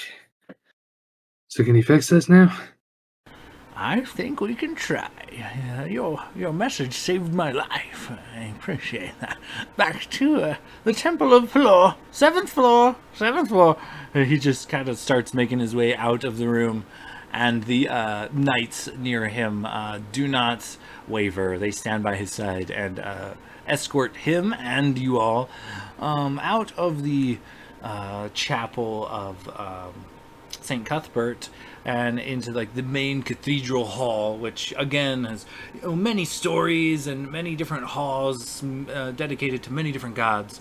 And you make your way up to the 7th floor and down to the Great Hall of Pelor. Books on either side of the walls line this long hallway. Books all about the deeds of Pelor and different theological thoughts and philosophies around the god of the sun. You notice several of the Pelor clergy kind of helping those suffering from the graying, and Bo Brightglow makes his way with his knights party in tow and Tilinara into the main chapel proper of Pelor, and he gestures for his knights to close and lock the door, and they do, and one stands guard outside, one stands guard inside, and you are all briefly alone, at least for the time being. And Bo kind of turns to Tilinara and says, well, this is something you know of, yes? And she kind of nods. Yes, I can cure it, but I'll need some resources, and I don't know if I can do several thousand individuals in a period of time fast enough to... I mean, this will take multiple years, and that's if we stop the graying from spreading. And Bo Brightglow kind of nods. Yeah, see how that would be a problem. Well, I had sent someone to deal with this sort of thing previously, but he is a bit gray now. Perhaps we start with one. And he kind of hunched over old man goes back to what is like the priest's chambers and opens the door and says, yeah, James, come out here for a moment. The gray that emerges, halfling, sort of chubby, obviously suffering from the graying, dull, kind of dead eyes, thin, wispy hair on his head, and wisps on his chin, and Renwick, you immediately recognize this person of suffering from the graying as your father. His heart definitely kind of skips a little bit because he was prepared to essentially ask Bo as a personal favor for doing all for getting Tilinara back, to use his father as the first to make sure it works. So I think just not even needing to ask, he's just awestruck and kind of waiting with bated breath to see what happens. After this small kind of dopey halfling enters the room. Hello, hi guys. He's just kind of happy to be there. Bo slowly makes his way over to what looks to be a cloth table, well, a cloth covered table, and as he pulls the cloth off, it reveals this kind of metal rack. Now, this metal rack is very similar to what you'd see at like a bowling alley, what would hold the bowling balls. But on it are not bowling balls at all. They are large, roughly the size of bowling ball, look to be agates, these large crystalline sort of rocks that are, roughly bowling ball size and shape. And he's got roughly a dozen of them on this rack. And he kind of turns to Tilinara and says, well, if you don't mind, demonstration if you can. And Tilinara kind of nods and smiles, and she is all too happy. And as she steps forward, sorry guys. As she steps forward, she holds one hand open out to Renwick, and holds, not Renwick, but James Turner, and holds another hand over one of these agates, one of these large crystalline bowling ball type structures. And her eyes roll back into her head. The lights around kind of dim, and the agate turns into explodes into stardust in every direction, and then slowly but surely each speck of dust travels its way in one hand of Tilinara through her body and out the other hand facing James Turner. And these bits of stardust, after passing through her in this way, find their way into James Turner, a lot of them touching his forehead, his face, then his chest, and his arms, and they all kind of sink in. And as the incantation stops and the lights return to normal, you guys watch as this chubby gray halfling kind of begins to shake a bit violently. The pigment, the color seems to kind of flood back to his skin. Hair grows upon his head and chin, revealing kind of like a salt and pepper, black and white kind of beard. Not only does the color come back to his face, but it takes a moment, and with a deep gasp, you can see that his gray eyes now turn back to a bluish sparkle, and he looks about the room confused and disoriented at first, but as Tilinara's hands drop, she takes a deep breath. There. And as James Turner kind of looks about, his wits returning to him, he kind of, what's happened here?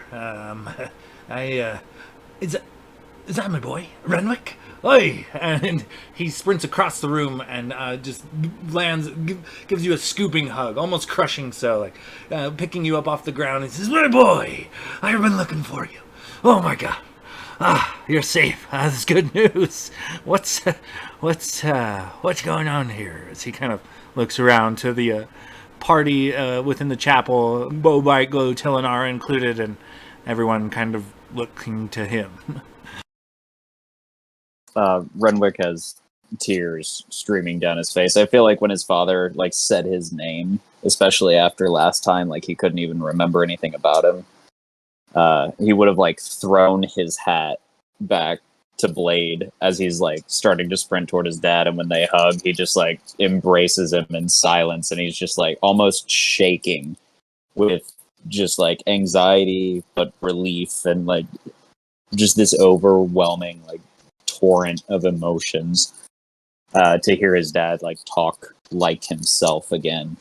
And when he regains himself, I think he would turn around and just be like, "Well, we've got a lot to fill you in on, but in the meantime, I'd like you to meet my friends. These are the Knights of the Sands of Justice." And, well, Blade here has been working on quite the epic of everything that we've gone through, but we've come a long way to find you and bring you back. And we've got a long way to go. And I feel like he would just kind of walk his dad over, just almost beaming to show him off. And he's all too happy to introduce himself to your friends. He introduces himself to each member of the party with a firm handshake. "Hello, Captain Turner. Nice to meet you. Yeah. Yep. Nice to meet you, Captain Turner. Nice to meet you." And he shakes everybody's hands. When he got to Locris would make a point to mention, "Your son's a bit modest. He is also a Knight of Boar's Head. So he's moved up a little bit in the world." Yeah. I may or may not have also become captain of your ship in your absence. And he kind of kicks the ground a little bit. He looks at your sword, his sword, at your belt, and he sounds like something. It sounds like something breaks. He kind of ugh. He's like, "You mean to tell me you're captain of a ship, and this is your crew?" I suppose you could say that. There was. Well, quite frankly, the Dawn Treader was taken, and we happened to find it, and well, we've restored it to relative former glory, and we've been using it to search for you. Which, by the way, I'm gonna have some firm words with you about leaving without a note or anything. But that's a conversation for another time. And he kind of like punches him in the shoulder. He kind of rubs his shoulder. Yeah, well, thank you. I suppose I deserve that. Yeah. And you're right. I shouldn't have ran off like that. But I had your best interests in mind. You have to know. And he kind of swallows hard, and looks to be like fighting tears back in his eyes as he kind of looks to you. He's like, and I couldn't be more proud to not only hear that you're a captain and have your own crew, but that you took up your father's boat as well. She's quite a ship. I feel like you earned her at this point. And what do you mean you're a fucking knight? How long have I been gone? Last thing I remember, I was leaving the land of them dragon folks, Hordenshire, and then oh, wait. And you guys notice like some recollection come across his face. And he's like, wait, we were attacked. Wait, where's Arthur? Where's the crew? Where's your mother? What's just going on? How long have I been here? How long have I been out? How long have I been? You mean he looks around and says, I was one of them, wasn't I? They fucking turned me.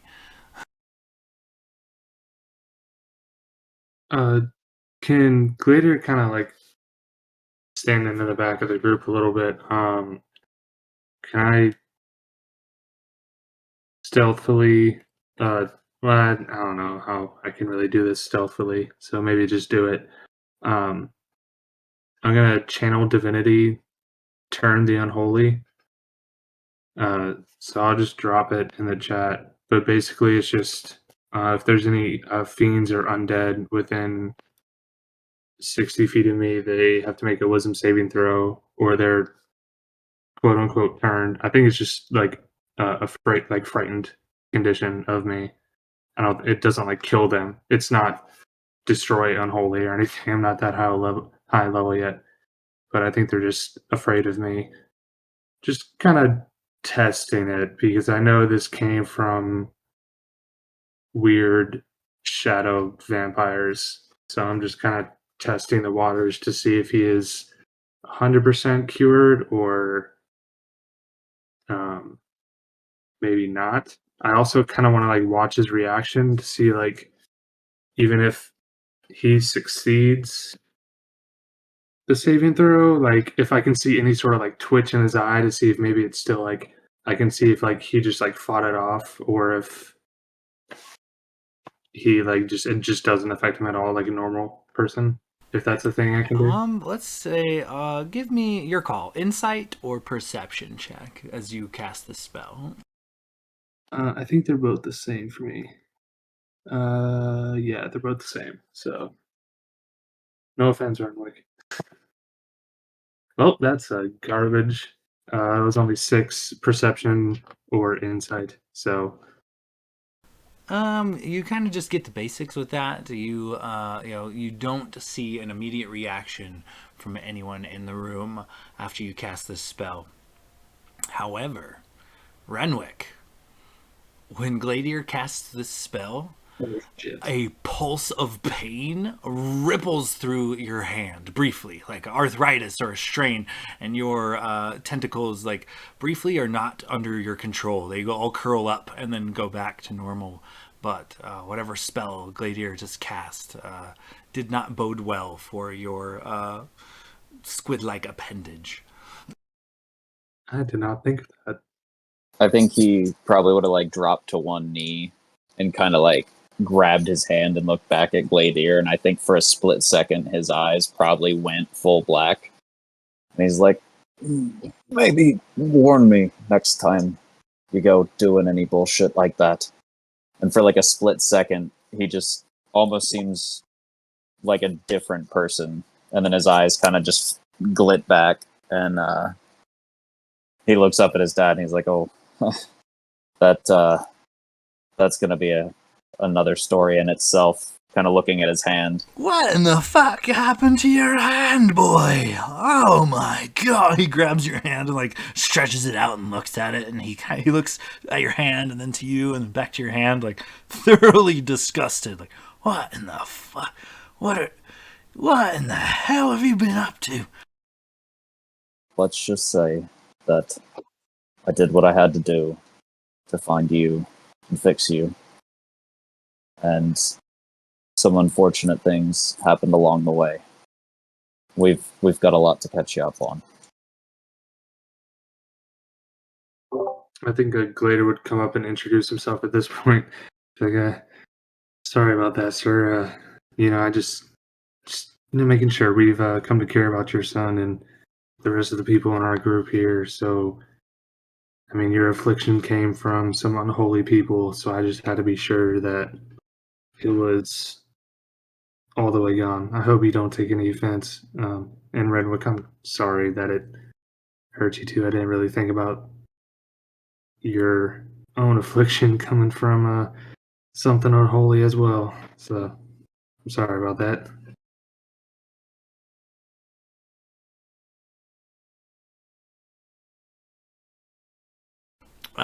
Well, any friend of my boy is one that's, well deserved. I've got an inn. I don't know if you've ever heard of it, at the Crooked Cock. Drinks are on me if any of you fuckers can get us back there, huh? Been meaning to. Yeah. Well, I came out here really to make sure Renwick had a future. It looked like he didn't need me, so maybe we head back for a few beers. And what do you think? Yeah? Nay? No? Well, part of what we've got to fill you in on is, quite frankly, a massive portion of the surrounding area around our home has been affected by this graying, and well, quite frankly, the pub's in disarray. We think that Mom's been kidnapped, and we haven't even found anything that would point in any directions on that. We don't know where she'd be. Something about the shadow specialists. They happen to be at the root of the cause of the graying, but we don't know what they would have done with her.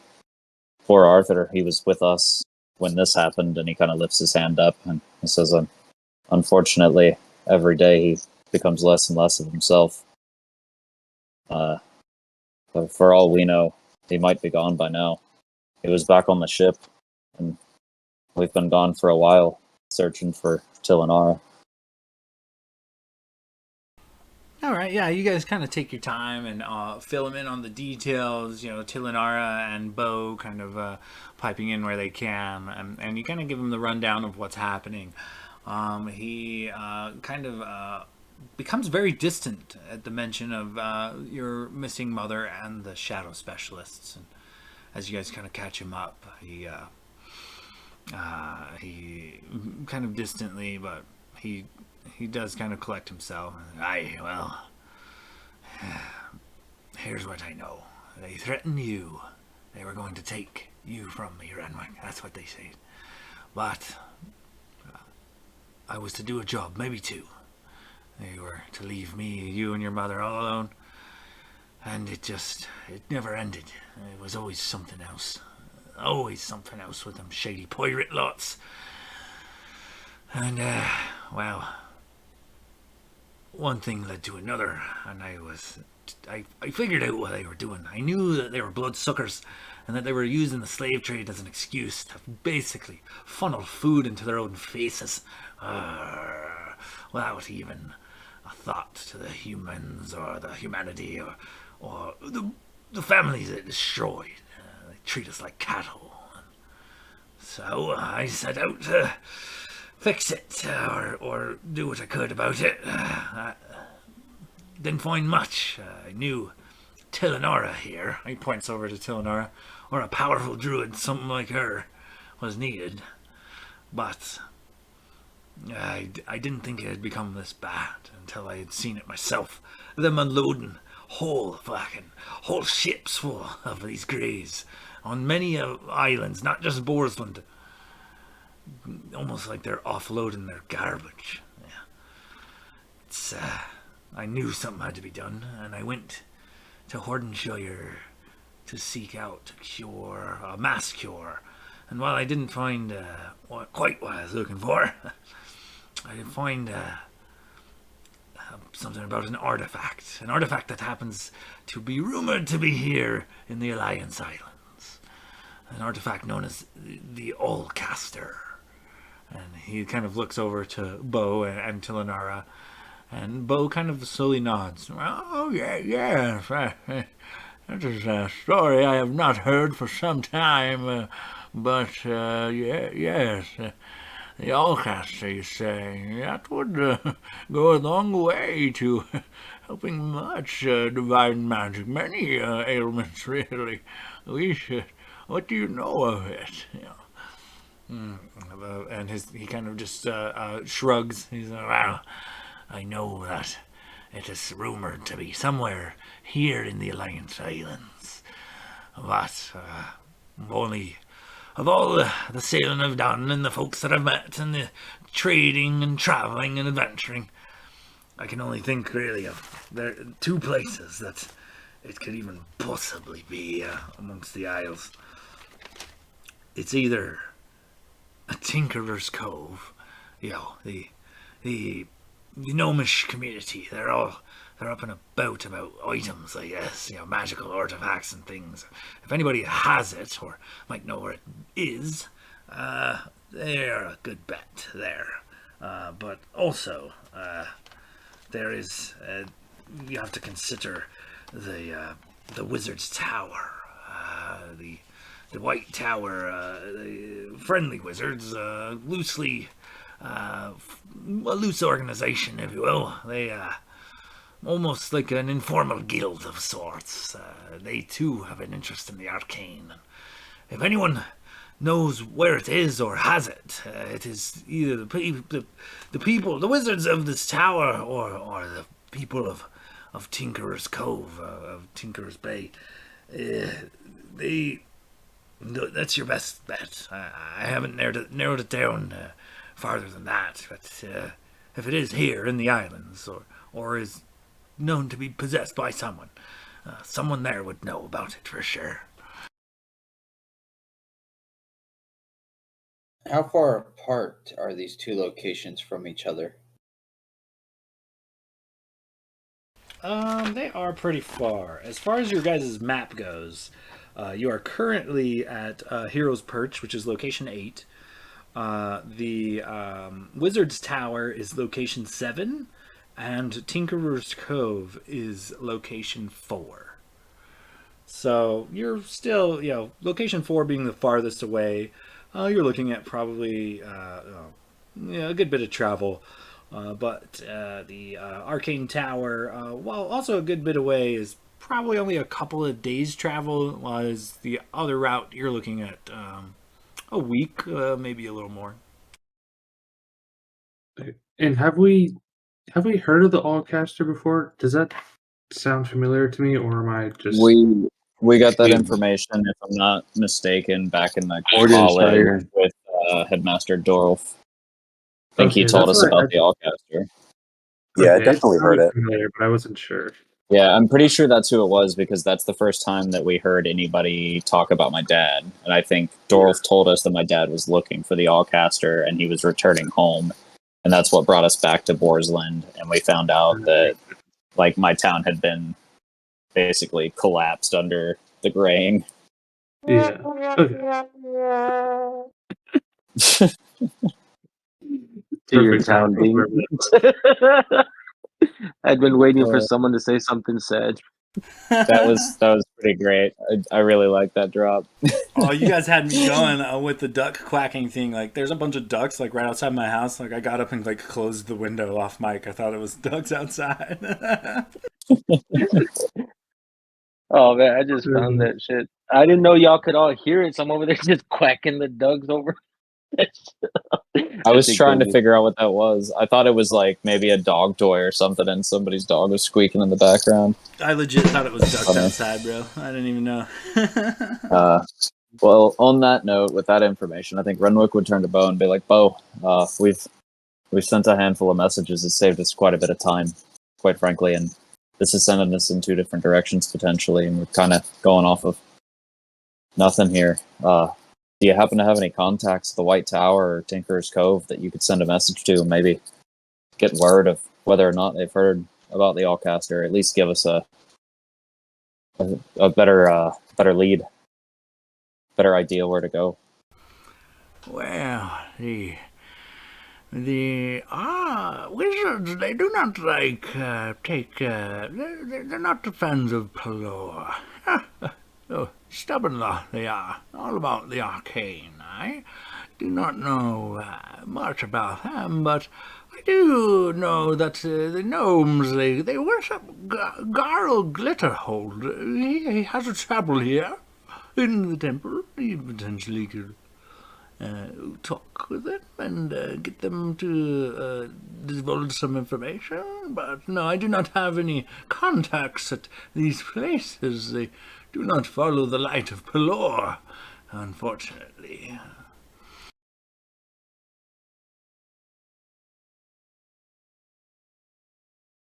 Alright, so I guess our best bet is to try and get a boat and probably go up to this volcano up here. Oh, we just dealt with fire giants. What's more fire creatures, right?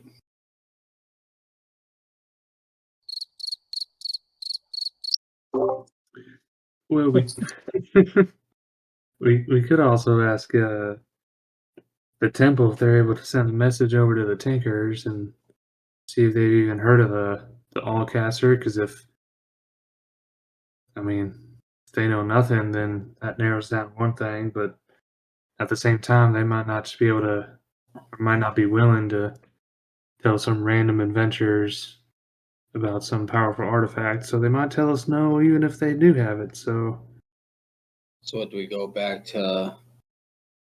What is it, Boar's Head, and find the people who made us knights, since they worship the halfling god, and see if they have connection?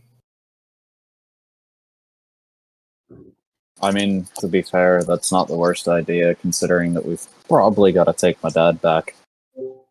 Well, then we'll probably need to pick up the ship, so we have to get back to the main island anyway. Yeah, so why don't we escort my dad back home? He can get the tavern powder and hang around in case my mom somehow manages to come home. We'll take the boat, and I guess we'll head, well, after we talk to the council, we'll head in either direction, Tinker's Cove or White Tower. I mean, it does look like that's a more central location. Where the fuck did the map go? Keep losing the map. Jesus. Okay. Yeah, because we were at Borsland. We left the ship at point number 6, right? Yeah. We left it in Southside Borsland, I Yeah, believe. so- Correct. Point number 6 is where the ship is at. You guys are currently at point 8. Yeah. Yeah, so I mean, if we go back to there, I mean, we drop your dad off, and then we still have, the 2 days of travel, 2 or so days of travel to decide whether we're going to go to the Wizards or the Tinkers, because that's about half, a little closer to the Wizards still, but it's still closer to halfway between each than where we are now. And then we'll have our own ship instead of having to charter a ship. So that sounds like a plan to me, and we have a habit of burning daylight, so I say we get after it. Bo, is there any way or anything you could do to help us expedite our journey back to Southside Borsland? Southside is a stretch, but I could take you. I could send you straight to the temple from which you came. The temple in Tuscargo proper, the city in the center. I could send you there. Well, that gets us back on. That gets us back on mainland, so it'd be a relatively short jaunt south from there, if I'm not mistaken. Yeah, I think it's like, how long was the journey from Tuscargo to South Borsland? Is that like a day? Like about a day. If you press it, like 10, 12 hours or so. Yeah, so we cut off a day if we teleport to Discargo and then walk to South Borsland.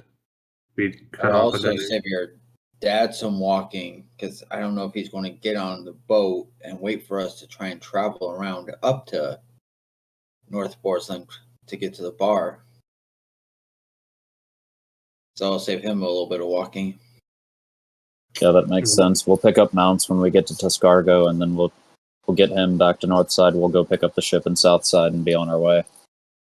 Talk to the council while we pass through Tuscargo, since well, no, I guess the Borsland Council would be Tuscargo proper, yeah? Correct, yeah. Yeah, so we'll talk to them while we're there, and yeah, that all should work out pretty relatively well. So yeah, is we save them so we can be like, hey, send a guarded transport for your dad up north to North Portland. Yeah, I feel like we can kind of pull rank, considering they made us knights and used us as a publicity scheme to win over the citizens after that big debacle they had. So I think they owe us one. Yeah. Blade, were you gonna say something? I was just trying to remember where did we decide we left Gibraltar, Renwick? Do you remember? I believe it was I believe outside the Gibraltar temple. was at the tavern. Or yeah, he was either tied up at the temple or tied up at the tavern. Where we are currently. You know, you guys in left the Tuscargo. bird and the donkey in Tuscargo. Oh, okay, Tuscargo. Yeah, I I think missed it it. was at the temple in Tuscargo because he's got dirty looks for bringing a donkey up into the building. Yeah, that's the one where they told us to. They told us to leave it outside the building before we went in the temple. But then afterwards, because he technically was part of the Sands of Justice, you did manage to get Tuscargo to knight him. So he's a knight of Borsland. He is a knight. Sir Gibraltar of Borsland. And also, would it make sense, I guess, just talking outside of character, for me to warg and check on the boat, make sure it's at least safe before we start heading back? Or, I mean, we're going to go back regardless, but Yeah, you could do that. Didn't we hire 2 people to watch over the boat? Like a half orc and a 2 half orcs, but you don't trust the hired help. You still put security cameras up. yeah. Were they were just working on the boat?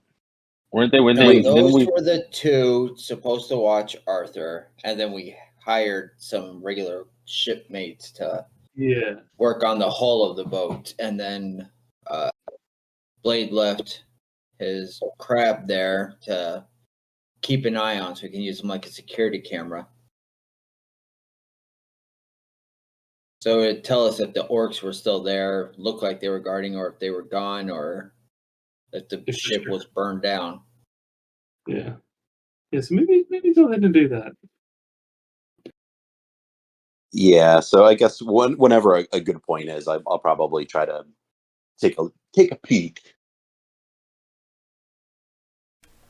So you kind of like warg in to what was it, Archimedes or something like that, right? What was his name?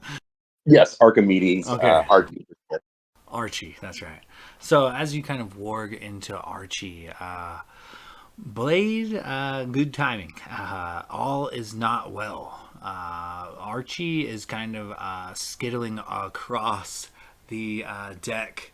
And as you kind of warg in, you hear loud explosions, lots of screams. You feel scared. You feel like you should hide. You got to get out of here. And as you kind of look through his eyes, you see, the Dawn Treader is on fire.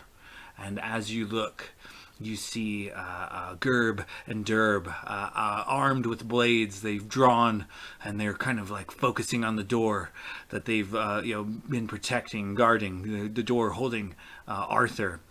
and the door just shatters open, and Arthur comes out, and with ease, he has several tentacles out of now his shoulder socket, another where his leg looks to be severed, and with ease, Arthur just snatches these two orcs up and breaks them into dozens of different pieces, leaving them on the deck as he howls into the air, and Archimedes just kind of hides. Archie kind of finds a little nook to look into. The boat is ablaze, and as you kind of continue to watch, you see other figures, shadows off in the distance, all of them coming in at Arthur. And Arthur is suddenly in a battle of some sort. Shadows are coming from every angle, and he is doing unto these shadows what he just did to your half-orc bodyguards. Lifts them into the air and snaps someone in half and throws him overboard. You see a few arrows strike him as he lets out like a blood-curdling howl. And then suddenly a stomp, blackness. You feel your connection to Archie lost. You feel he has been destroyed.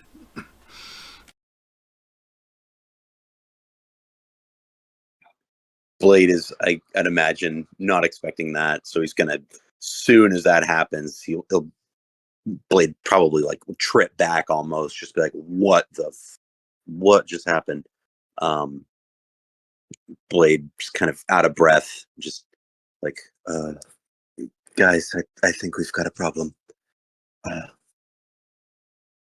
It appears things are not well at the ship. Arthur has escaped, and it seems he's killed off our two Gerb and Derb, right, whatever their names are, and he's being attacked. The boat's on fire. It's not good. Shadows. I see shadows attacking Arthur, and he's just destroying, and there's chaos.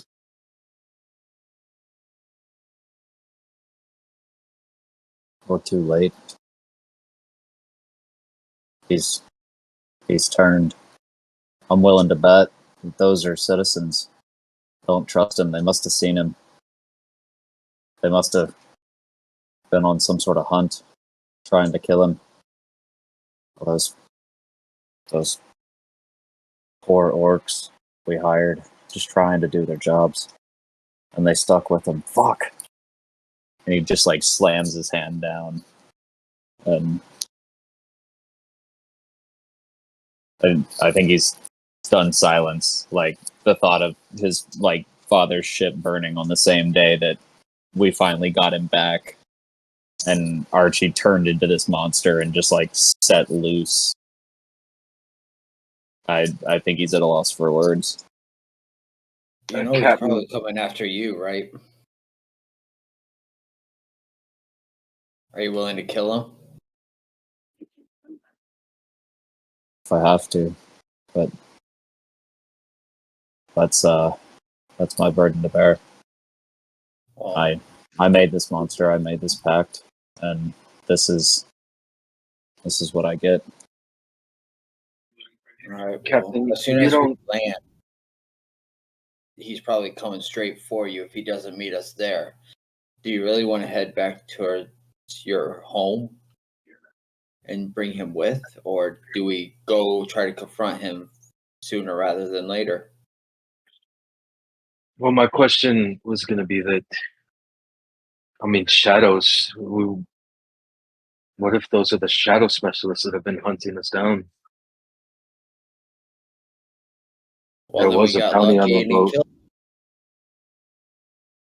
Even if it is them, by the time we get back, there's no way that we're going to find any evidence. And the only reason we were going back there was to pick up the Dawn Treader. So we've got no reason to go back now.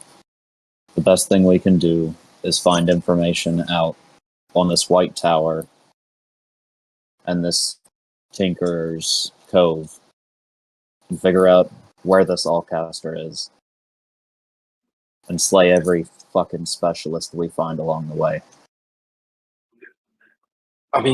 There might be time to still save the boat. It was barely on fire. I mean, we could try at least.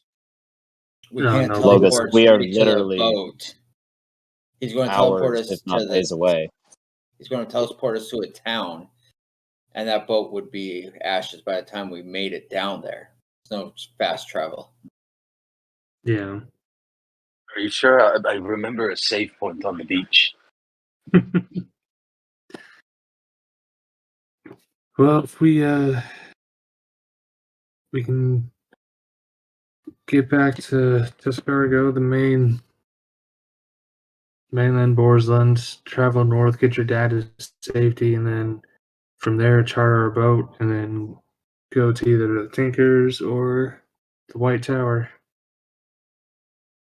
Well, as much as I hate to say it, and he'll turn to his dad and he'll just say, I think, all things considered, with what we're dealing with now and the threat of the specialists out there, I think you're all honestly better off staying here with Bo. There's nothing for you at home but a boarded up tavern. So for now, I think it's best to stay. We'll go, we'll fix this, and we'll come back. He kind of, for the first time, you kind of see a bit of like a flash of anger in your father's eyes. Like, oi, you mean to tell me that my best friend's a monster? My son's cursed, and my wife is missing. My business and my home is in disrepair, and I'm supposed to just sit here. You're out of your fucking mind, kid. I'm going to...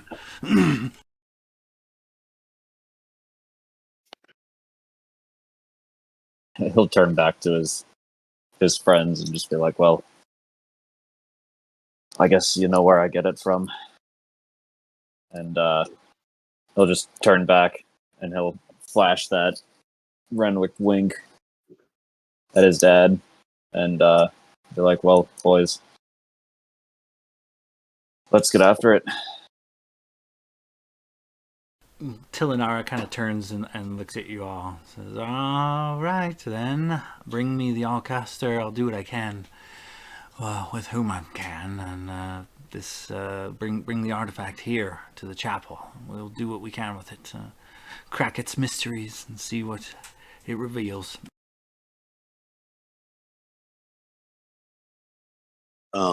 Blade's gonna kind of look around. So we're like in a temple, you said? Yeah, like a small chapel. It's just you, the party, and Tilinara and Bo, and now Renwick's father as well as the and a door guard. Gotcha. So Blade's gonna kind of take a look around and is like maybe in this temple. I don't know what sort of altars or kind of reagents they use, but is there anything like maybe like any charcoal or incense around by any chance? Oh, for sure. So you're currently in the Temple of Pelor, which is a temple dedicated to the sun god. There are like chalices and plates and incense holders, all made of gold on this altar, and they shine with like an unnatural gleam. But those things are definitely available in and around the area. So Blade will approach Bo and just be like, would it be any problem for me to maybe borrow some charcoal from you, maybe some incense? Seems that I've lost my friend Archie and need to resummon him. Oh, certainly. And he kind of gestures to like a golden brazier in the corner, and then a couple of incense sticks that are on the altar. Help yourself. Thank you. And he'll make his way over to kind of grab maybe a little pile for himself to take for the road. Okay, perfect. Yeah.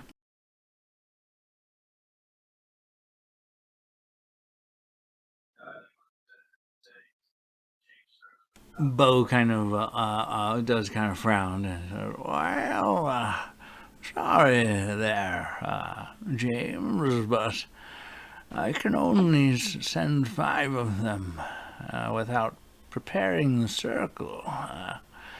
You will have to stay at least one more day.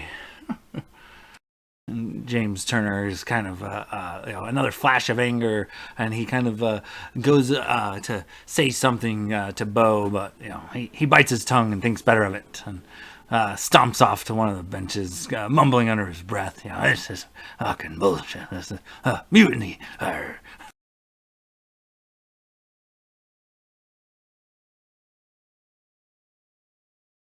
Renwick would go over to his dad and just put a hand on his shoulder and be like, "You've done more than enough for me my entire life, and you haven't exactly been around or been privy to what's been going on these last few months, but sufficient to say that you've done well with me. Me and my friends here, we've fixed a lot of things, saved a lot of people, and we're going to keep doing it. But I think for now, you're just going to have to stand back and let the Knights of the Sons of Justice handle this, like we've handled everything else that we've come up against." And he'll just nod at him and then head back to the circle. "I'm chartering a ship and I'm getting out of here. I'll see you at home, boy." He kind of returns your grasp, but then kind of sits and sulks silently at the bench for a time. And yeah, once Renwick's in the circle right before we teleport, he'll just flash his dad another wink. So this teleportation spell in particular is one Bo had prepared. So this is not similar to the preparation time it takes to activate the circle, though it is tied to the temple itself. But as you guys kind of come together ready to teleport out, Bo requests that you all clasp hands. And as you guys kind of make a circle around Bo, he begins chanting this divine words, and with a clap of his hands and a bright flash of light, you guys fly through the cosmos, hundreds of miles, and then find yourselves, a bit disoriented. Another flash of light, and as you focus, you find yourselves in the Temple of Pelor upon Borsland, within the city of Tuscargo proper. A few startled clergy. "Oh, we weren't. No one told us. We weren't expecting anyone." They look flustered. They kind of look to each other back and forth. It looks like you guys teleported into the church, possibly right in the middle of a ceremony. Several people, patrons on the pews, kind of cock heads as they look at you. That's Renwick will adjust his hat. Anyway. He'll adjust his hat and just be like, "Nothing to see here, just Knights of Borsland official justice, go on about your days." And he'll straighten his hat and kind of just try to right himself and usher everybody out. All right, yeah. As you guys kind of make your way out of this church, you do notice when you exit, there does seem to be, around this kind of grand chapel of Pelor, there does seem to be, still a high concentration of graying. You're looking at thousands of people suffering from the graying all around this church. But on a plus note, looks like there is a lot less garbage and a lot less rats in the area, and all of the walls that you had previously encountered look to have been torn down. The city is no longer divided into districts, but rather, whole once again. And, you do see the citizenry, some of them kind of unchanged, unmoved on their opinions of the graying, but you do notice a large uptick in people who are actually, caring for these people rather than just abandoning them like they're stricken with plague. Logus will immediately start trying to whistle for Tony Hawk. When holding out the meat that he bought for her. It is not long, and Tony Hawk returns to your side. A bit flustered, but she looks healthy. Maybe she's even gained a little weight. Probably helping out the city with their once rat problem. Tony, you are not eating rats. That's gross. They carry diseases. Are you okay? And give her scritchies. And then I'll kind of throw the meat in the air to give her so she can go and catch it. and enjoy her meat. And she does so, and is happy, squawks and coos, and kind of cuddles up to you on your shoulder occasionally, happy that you have returned. Blade, No, go ahead. Sorry. no, I was gonna ask. I'm gonna cast speak with animals, and so Tony, how was it when we were gone? Was Gibraltar here, the donkey?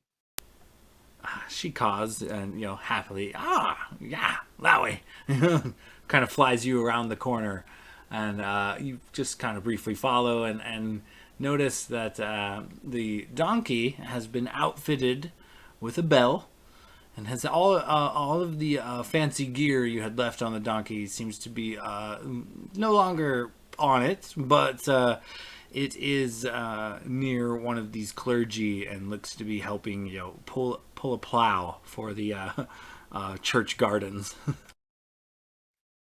Blade, your donkey's over here. They're treating them a knight of the realm as a simple pack mule. I thought Man, I fucked that up. Gibraltar, and he'll kind of run over to embrace him. The local clergy nearby is, I figured you'd be back, and he begins like unclipping the plow and fetches the gear, the fancy kind of gear and saddle and things you guys had procured for your donkey. He returns it to you. Takes a few minutes, but everything seems in order. How did they treat you? And he'll kind of look at Logus to maybe see if he can maybe pick up on some info. Well, speak with animals is still up, and Gibraltar, my friend Blade here, wants to know how they treated you while we were gone. Oh, good. Apples are good. Lots of apples. Interesting. He says good, and he likes apples. Yeah, he's a simple creature, and that's why I love him. Give him a nice big kind of pump down his back, and all the way through. You could tell he's thoroughly happier for it. Enjoying a bit of pampering.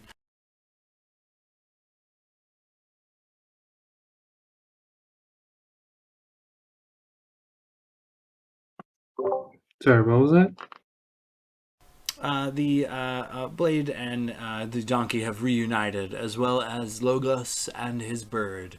And you guys are kind of just outside the temple, surrounded by people who are helping the graying, but mostly surrounded by those suffering from the graying, in all directions. Oh yeah, so I think shit. I mean, this is rough. We don't have a ship to go back to. Well, let's go find that halfling temple and see if they could tell us anything about the Tinkerer's Cove. I mean, I thought it was a gnome's temple. It is. Aren't they the same thing? Oh, I mean, if we're being Oh, honest, I mean, Chris. it's close enough. Like we're the little folk. Like it's like a teensy bit racist, but also accurate. So Everyone like gasps when Locris says that. I'm covering Gibraltar's ears. but yeah, I think we'll head to the temple, check in with them, and then head to the coast and find a ship. Okay, so the Church of Yondala is right next to this Temple of Pelor. It is not a far walk, and there are several clergy kind of going about their tasks. A few of them approach you after you enter the temple and ask, "What could we do for you here in the her good graces of our goddess?" Well, we were hoping that you folk might be able to help us send a message, perhaps to a contact in Tinkerer's Cove. We're looking for some information. They kind of furrow their brow. Tinkerer's Cove is gnomish community. We don't really have a lot of connections there. Is there someone in particular you need to send a message to? I believe we were looking for a Garl Glitterhold. Oh, sir, you're mistaken. Garl Glitterhold is the name of the gnomish god. Ah, then I was mistaken. I must have heard that wrong. To be So you fair, can't- I've been drinking a lot lately.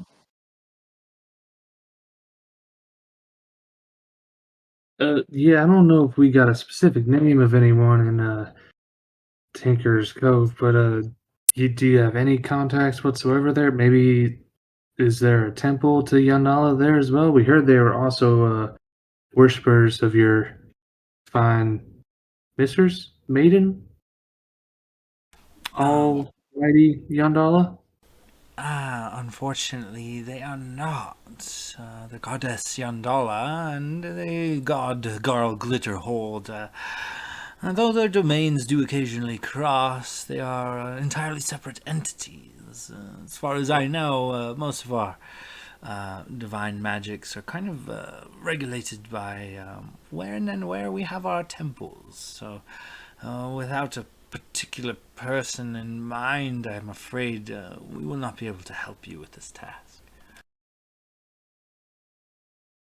Could you at least do me a favor and just put in a good word with the lady upstairs to maybe, give the good word to Glitterhold. Help us out, And just like trying to break the awkwardness in the room with a terrible joke.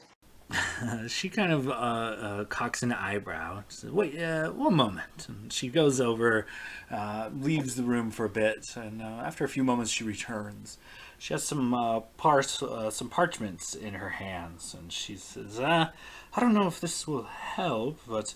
She kind of lays it out for you, and it is just kind of like a little bit of like a tidbit on both the Arcane Tower and Tinkerer's Cove. It's kind of simple information.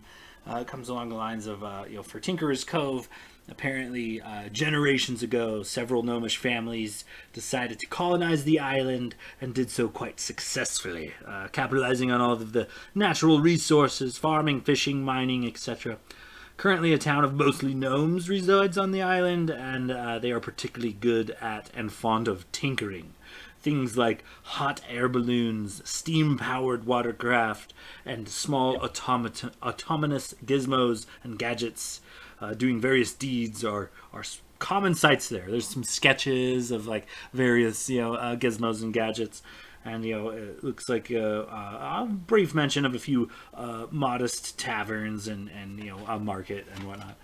And then the information on the Arcane Tower is basically that a small village surrounds this like large tower of stone. It's a couple dozen stories tall. It's a massive tower, and it seems to shift between all the colors of the spectrum and back again, but it lingers on white for most of the day. The tower itself fluctuates in color. The wizards that call the tower home are known to be quite odd and quirky, but friendly and helpful as well, and generally well liked amongst the villagers. The villager shops and taverns and inns kind of help accommodate tower guests and assist the wizards when they can. But aside from gleaning this bit of information from the Temple of Yandala, that's about all they could do for you on this current endeavor. Yeah, I think maybe we got our wires crossed. I think maybe the temple was where we just came from. That the Tinkers were, worshiping. I think. Nope, that's from my confusion, and I tricked you. All right. Well, this information can be somewhat helpful. I mean, it's better than no information at all. That's fair. Well, we thank you for your time, and we're gonna go on about our day. And he'll just moonwalk out awkwardly. May the goddess bless you. And they go back to doing what they're doing. And once everybody reconvenes in the alley, I guess they'll just look around and be like, "Well, boys, I guess we're just gonna have to pick one." And if I'm gonna vote, I'm pretty interested in this Tinkerer's Cove. I've got a good feeling about the gnomes. Yeah, I mean, worst case scenario, we find some interesting items created by some of the best tinkerers around. And to be fair, I've had a couple ideas that I wanted to bounce off of Tinkerer that might be able to create some gadgetry, make me a little bit more interesting in combat.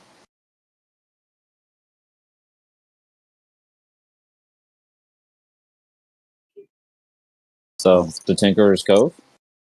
He shrugs. Sounds good to me.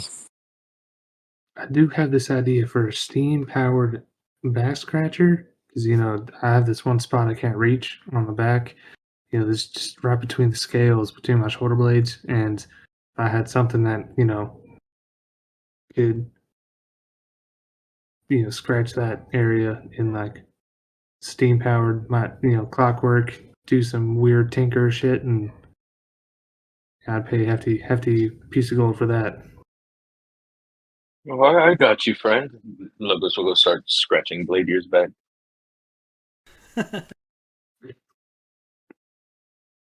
All right, so I guess that's the wrong spot, Logos, but it's fine. It's fine. Don't worry about it. But Oh, lower. I Start don't want going down you his any back. lower. Lower. Kicks his Let's leg play. backwards.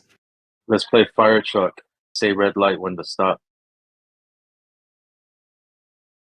Not just keep going lower on his back. He turns around and lets out like a tiny little puff of fire, red light. Fire trucks don't stop for red lights, and I'll boop him on the nose and run away. God damn it. He got you. Yeah. You know what he did? That's true. Oh, damn it. All right, I'm done. Let's just go with this. Okay, so as you guys kind of convene outside of the Church of Yondala, what do you guys want to do from here? How do you propose getting to Tinkerer's Cove?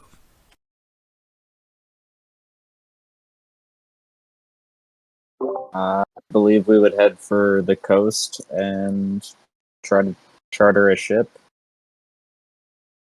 Yeah, we have to at least head north because there's no ships here in the mainland because there's that entire cliff covering like over like 3/4 of the right side of the island, so we have to go north.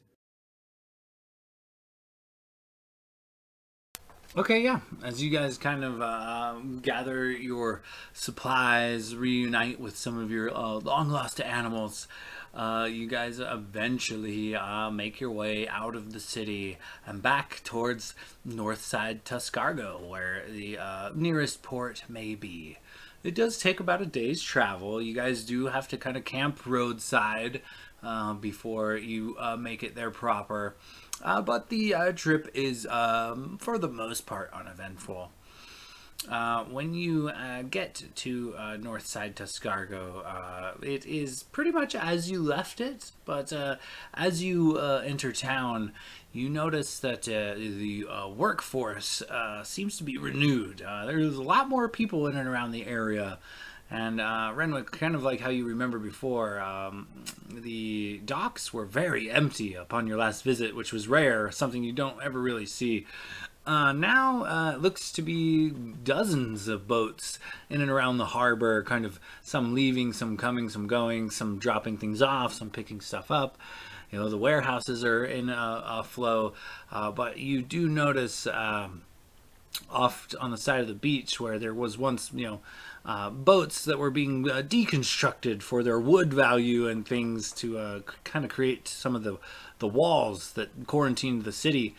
You notice, like, right off the bat, there's 6 or 7 mostly full ships that are badly charred. And these were not here upon your last visit, but you're looking at 7 ships that are beached here in town that look to have seen real bad looks some sort of fire damage, some sort of attack perhaps, you're not sure, but these vessels do not look to be seaworthy any longer.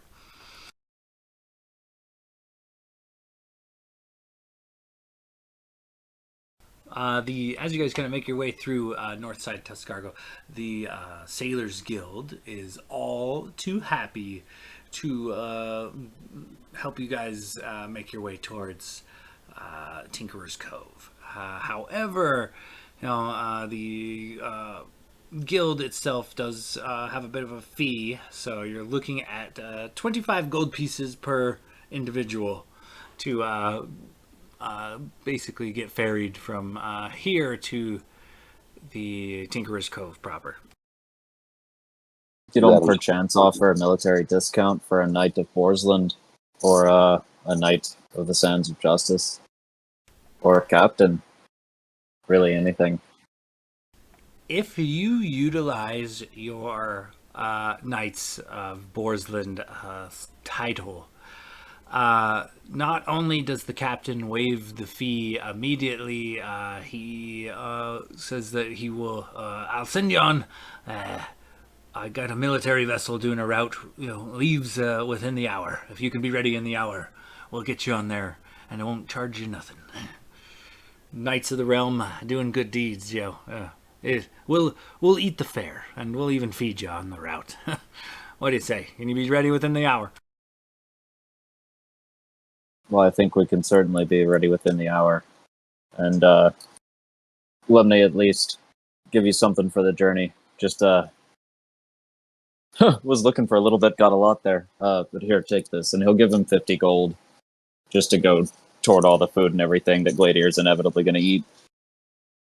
And he pockets it happily. Well, quite generous of you. Not necessary, but, times are hard. I'll take it.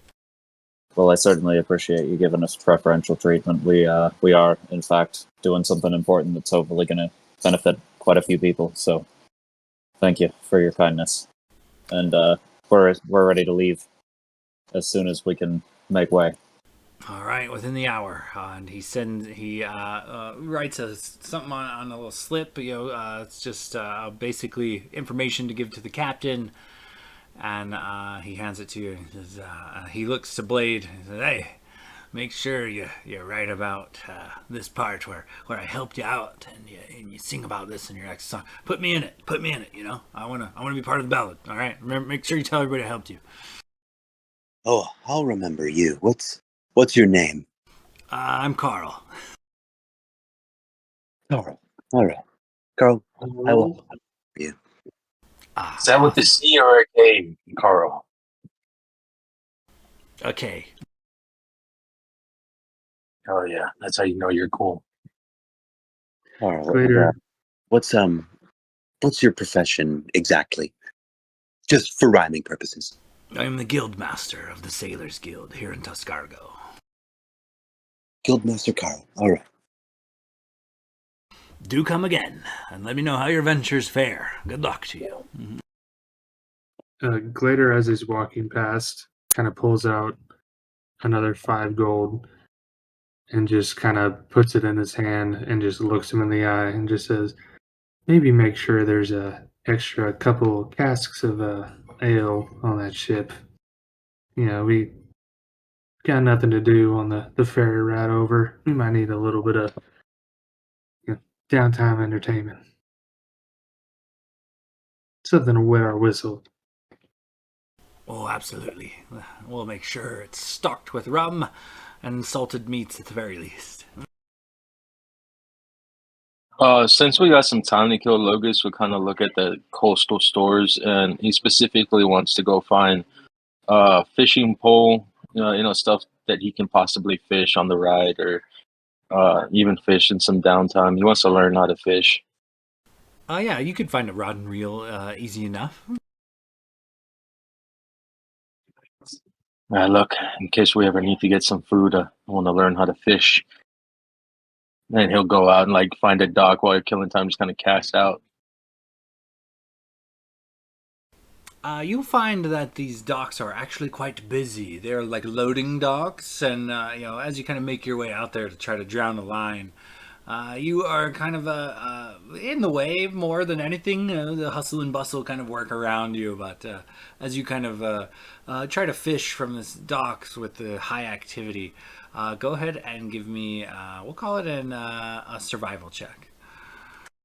Logus is completely oblivious. He's just like, smiling at everyone. Yeah, good morning. Nice day to fish. Survival. That is a 12 total. Unfortunately, for the brief time you are able to fish, you don't get a nibble, no bites, nothing seems to be interested in your bait. That's all right for my first try. And then he'll just kind of stay there and kill time until it's time to go. Okay, as you guys make your way to the dock, the boat you guys are to board is a military vessel. It is a little bit differently equipped than some of these merchant ships and things. More ballista mounted on the railings and whatnot, but it is known as the Water Rose. And as you approach, the captain obviously halts you at the dock. Oh, sorry. Papers? Holds his hand out.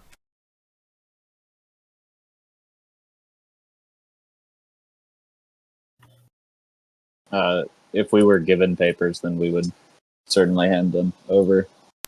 He quickly reads them. Oh, shit. This is official duty, huh? All right. Well, we're taking off. We're heading to Tinker's Cove. Let me show you around. And he leads you guys onto the ship and down to the crew's quarters. It's not anything super impressive. Gives you a couple of hammocks to yourselves, but for the most part, he gives you a quick tour of the boat. Places where you can set your things, a few hammocks for resting your head. Make sure just to give you a tour of the kitchen area where you'll be eating and taking your drinks. We'll be there in about 2 days. We leave here in about 10 minutes. Make yourselves comfy. See you in a bit. And he heads back to above deck. I call top bunk. Yeah, I also call the other top bunk. No. How many top You're bunks? too There's big. more than one top bunk. You are too big for a top bunk. I think he's got a point there, buddy. I mean, you're definitely you're well proportioned, but you're still like 300 pounds, and that's terrifying to have sleeping above you. Yeah, Gladio, have you never seen the movie Black Sheep? No, I haven't. And what is a movie? First of all, second It's a of all, moving picture. I'm only 250 pounds. Well, I was factoring in the armor. He tries to cover. I don't sleep in my armor. That would be ridiculous. He meant 300 pounds of muscle. And 45 pounds of dick. That's, so 295 pounds. So as you guys kind of settle in and get comfy, the ship does set sail rather quickly and makes its way towards the open sea. So with that, as you guys kind of chartered passage, you do have a couple of days of downtime. Pretty much 2 days on the money. So what do you guys do with your downtime as you kind of travel towards Tinkerer's Cove? Locus would be reading his book on giants and practicing his speech and writing abilities. Okay, yeah, easily done. You kind of find a quiet corner of the ship and make yourself at home. Glader would be reading the divine healing material that he also got from that. The same little courier, librarian, travel library guy um, or like the divine healing stuff, books and scrolls he got from him, while also doing crunches because apparently he looks like 300 pounds when he's only 250. So he's going to be like have a book in his hand while he's doing crunches. Okay, yeah, it's hard to focus sometimes, but you develop a routine and you kind of stick with it over a couple of days. Is there any like divine information that you were actually seeking to glean from this parcel? Yeah, so I mean, being a paladin, he's got like, like an innate divine connection. That's where he gets his powers, but Glader is trying to look for a deeper source of divine magic to tap into, or if there's any other information he could find in that sort of area, because in past battles he's been able to help keep his friends alive enough, but like I feel like he feels like a greater responsibility as they're moving forward into more dangerous territory to find new ways to try and keep them alive, per se. So just kind of like trying to delve deeper into like finding different sources of divine magic or different ways to tap into that divine healing protection kind of arcane knowledge. You get a sense as you kind of like flip through it. I mean, there's a lot of information about divine ways, but of all of the stuff that you kind of managed to glean off this gnome, you're going through it, and one thing that sticks out in particular over a couple of days of reading is that there is the gods themselves, these primordial beings, seem there seems to be roughly there something along the lines of a dozen like primordial shards, and of these dozen primordial shards seems to be where all of the gods get their powers from. The shards are less like a crystal or an item and more like a piece of the gods themselves. And it is from these primordial shards that the divine energy is able to kind of not only course through the gods, but it gives the gods their powers, that the ability to lend their powers rather to their followers. And it's different, but you glean that there are potentially at least a dozen different sources of divine energy that you could tap into, and that Pelor and Hor are both on the good side of the spectrum-ish. Hor is a little more in the neutral area, but both of them clearly claim the domain of justice. And, so at some point, at least some of the powers of both Pelor and the god Hor come from the same primordial shard. So they both kind of tap into like the same energies almost. Okay, interesting. Yeah, he's definitely absorbing all of that knowledge that he can.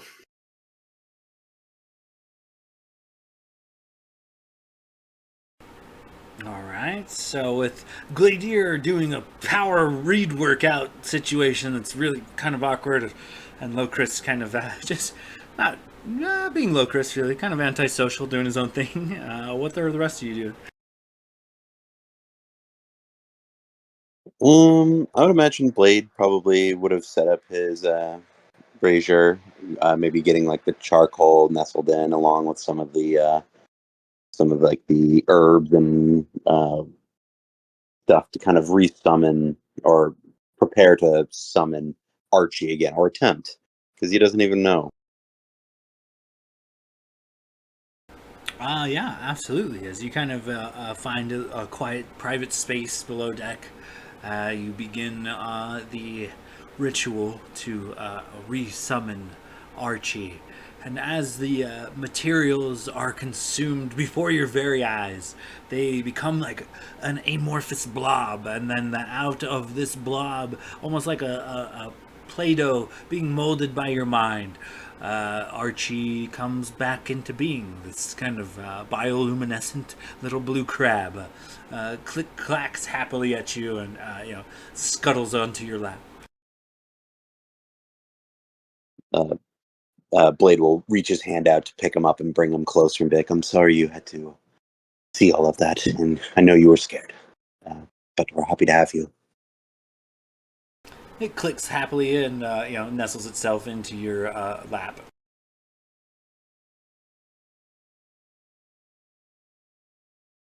And I guess probably just separate to this moment, I wanted to check out my concertina a little bit more as well, because I thought, if I remember correctly, I thought that there was another thing about it, like I didn't know unless I attuned to it.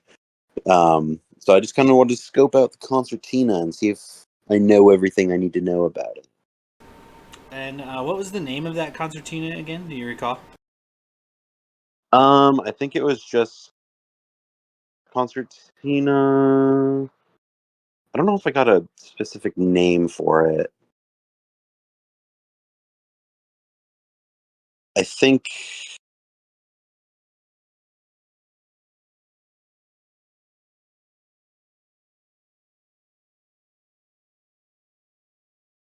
I don't recall it. I think the only concertina I see in D&D Beyond is I think Revelers.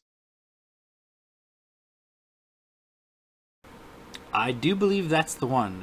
Is that the Reveler's concertina that allows you to cast like Odor Dance or something like that? Yes, I think that's the one. Correct. That is in fact the concertina you hold in your hands. Well, this should be fun. Seems like I can make some of my foes dance.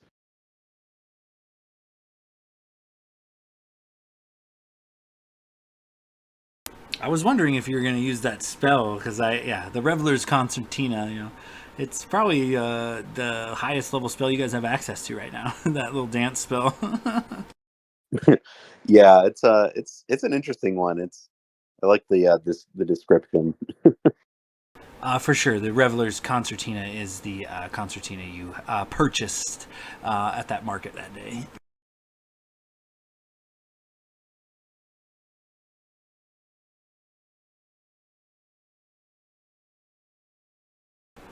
With that being said, anything else, Blade?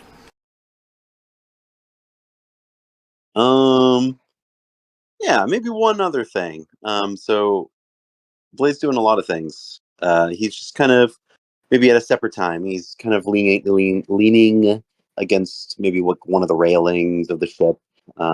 Maybe sitting on the deck, but leaning up and working on maybe some of his rhyming skills and trying to come up with upon request from Guildmaster Carl a rhyme of sorts, and he's just Blade's kind of writing in his book, Guildmaster Carl, a man of renown, offered us passage without a frown. Take this charter free of charge, he said with a smile, and with a large barge. That's pretty good. Very nice. Yeah, I'll have to relay that one to him. Glader pauses mid crunch and looks over at a blade. That's really good. I like that. Keep it going. And then goes back to doing sponges.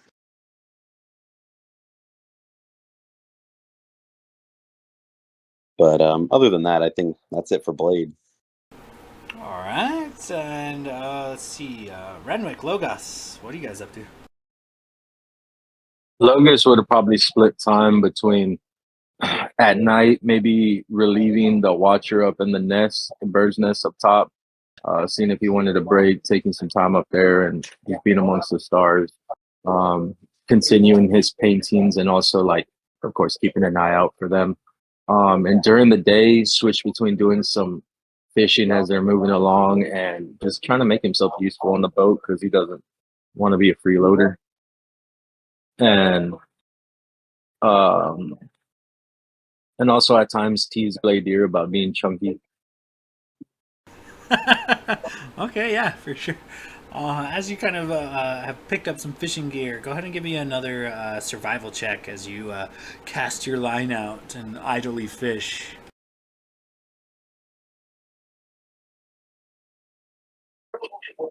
I rolled the exact same roll, 5 on the die, plus 7 for a 12 total. Unfortunately, as you're moving along, you spend a few hours a day trying to catch a fish, and it just doesn't seem to happen. But lucky for you, Tony Hawk takes pity upon you, and after a few hours of failed attempts at fishing, Tony Hawk flies by relatively fast and drops a decent sized fish on the deck at your feet. Just as I planned. Good job, Tony Hawk, and I'll throw up another one of those bug meats that I had. Okay, great. And Renwick, what do you think you'd do with this couple days of downtime?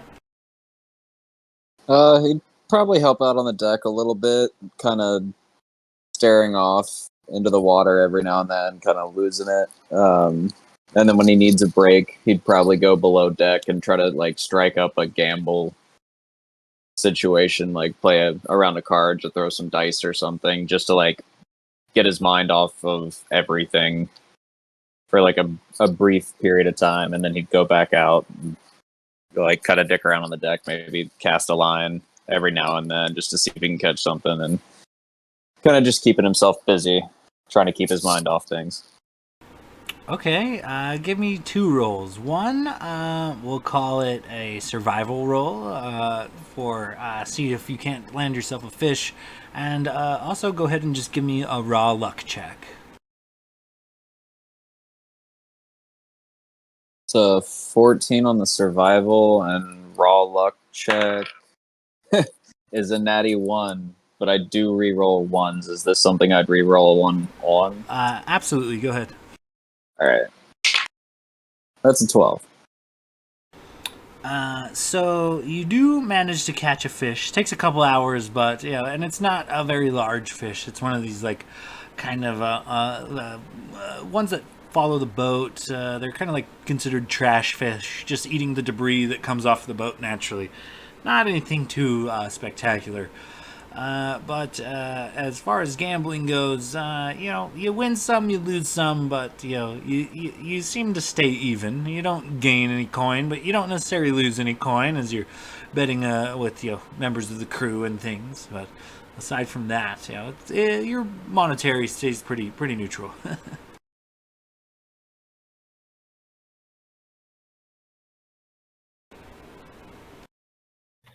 I did want to mention. Go ahead. Every night, as we're going to sleep, Locris is using the breathe underwater spell he got from his Eldritch Feat gift of the depths on the party.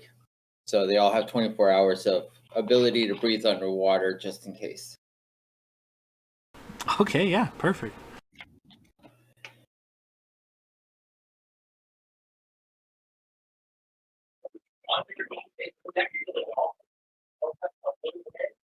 Logis will see Gladier doing crunches and be like, you'd want to lean out, because if you're worried about being big, I mean, you could always just shed the water weight.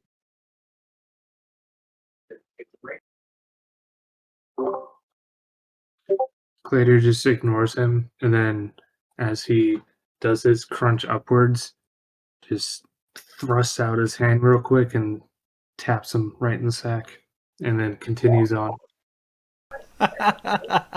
Go. Okay, yeah. Give me an insight versus deception check here. Insight on Logus, deception on Gladier.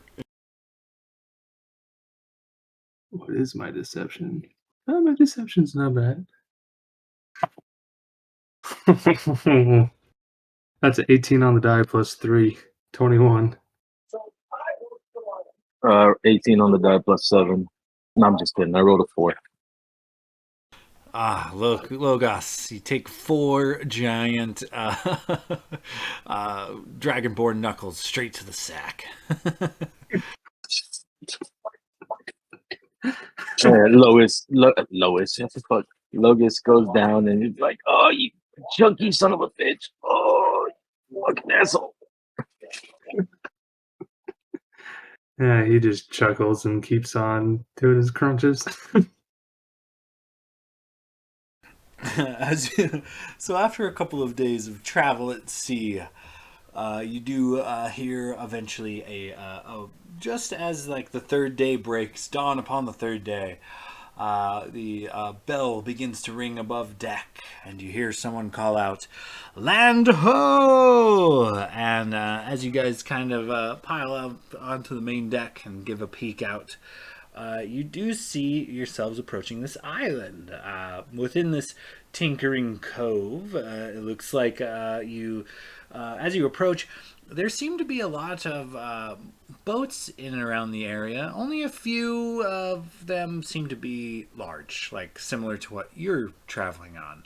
A lot of the boats in and around this bay, as you kind of pull in, are like single, maybe double person watercraft, and they are fairly small, but you see gnomes operating these like clockwork steam powered boats where they, similar to bicycle pedals, as they push the pedals, large flaps in the back seem to row and push them about, and lots of gizmos and gadgets kind of all around the bay as you kind of pull in. As the boat docks proper, the captain handles the formalities, a bit of paperwork, and not only do you guys kind of get escorted off of the ship, but it looks like some cargo the ship was carrying is also being unloaded here, and you kind of make your way into this tiny little Tinkerer's Cove.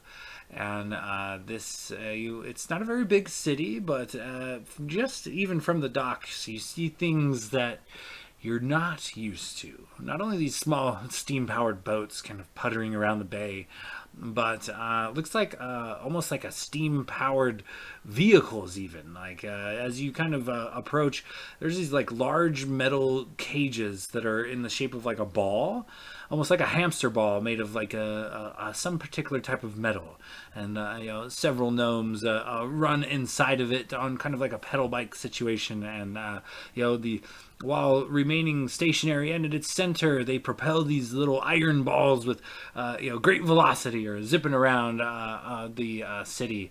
Not a lot of tall folk here, mostly gnomes, and your guys are catching some looks. But as you kind of make your way into this village proper, it's a quaint small town of sorts. A few inns, a few shops, lots of these. You see lots of quirky. There's lots of goggles, people wearing goggles, or tiny little spring-loaded mechano bits here and there, and rather than these gnomes carrying pets proper, you notice a clockwork dog, a clockwork cat, even a few clockwork birds, kind of going about their day, and the hustle and bustle of this town seems to just kind of be skirting all around you. And so where do you guys go from here? Fresh off the dock and kind of looking about in this strange, very almost like steampunk kind of area. Well, if they would have kept staring at us, Locris would have taken out his porcelain mask and put it on. It doesn't help with the staring, but they do. Yeah, they stare. You do manage to hide your face though. Well, if they're going to stare, I'm gonna give them something to stare at. Do you think we should find a local tavern and inn? That's usually a good source for information. I'd like to swing by somebody that could potentially make me. Well, I'm looking for a gadget or potentially some arrows that can do or bolts that can do a few different things. And aside from that, I think we should be looking for information. See if we can't use our status as knights to maybe get a fast pass to the council or something. Tavern's a good place to get recommendations for a good tinkerer to do that. Because, garbage person, well, that bolt will blow up in your hands.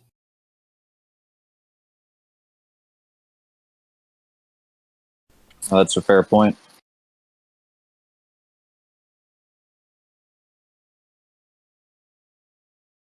As you guys kind of look about, there do appear to be a couple of taverns in this town.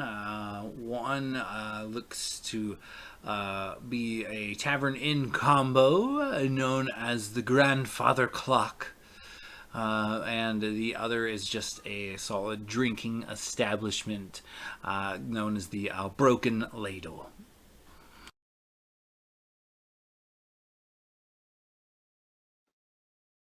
I don't know about you, but I'm kind of feeling the grandfather clock. Well, let's not think too hard about it. I said, well, let's not think too hard about it. And he'll just, usher Logus to lead the way. Logus will start to sneak his way. Claire's gonna take off at a light jog, getting some cardio in. Can I try to get ahead of him and spill some ball bearings to make him trip? Yeah, give me a sleight of hand check. Your movement speed is faster than mine. Give me a sleight of hand versus Gladier's insight. Fuck D&D Beyond. These rolls are dog shit. 30 movement speed. I think, what do you have, 35? If I dash, I have 45. Oh, damn. Okay, yeah. That's just base. I can move 90 if you want to try to race. No, I'll lose. I rolled a 2 on the die, so that's a 3 insight. Wow, I rolled a 3, but I got a +5, so 8.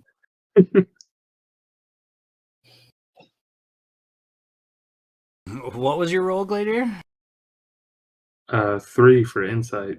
Oh yeah, you don't see it happen, and as you kind of make your way through this town, you manage to slip on a couple of ball bearings, uncomfortably and quite loudly clanging to the ground in your armor as you kind of look about. A few gnomes scoff and kind of giggle. Big and clumsy, huh? Sucks to be that guy, as they kind of just walk by. Excuse my friend. He had a bit too much to drink. Just kind of bring more attention to Glady. I just roll over and start doing push-ups. Are all Dragonborns drunk? What is he doing? Working it off? I don't know. And they kind of scramble on. Yeah, Glitter gets up, punches Logus in the shoulder, and then just keeps walking. Technically, we're even. Yeah, that's why you only got a punch. Let's go. All right. So as you guys kind of make your way through this wee town to the Grandfather Clock Inn and Tavern, it is pretty early. As you guys enter, a few people are exiting, but it looks to be empty. A gnomish man looks to be cleaning up the remnants of the last patrons to leave. Looks like he's cleaning up breakfast. And as you guys enter, he kind of cheerily looks to you. Oh, more customers. Not locals either. Welcome. Come sit down. Welcome to the Grandfather Clock. Anything I can do for you? You need a room? You need a drink? You need some food? What can old Tobini do to make you have some happy campers?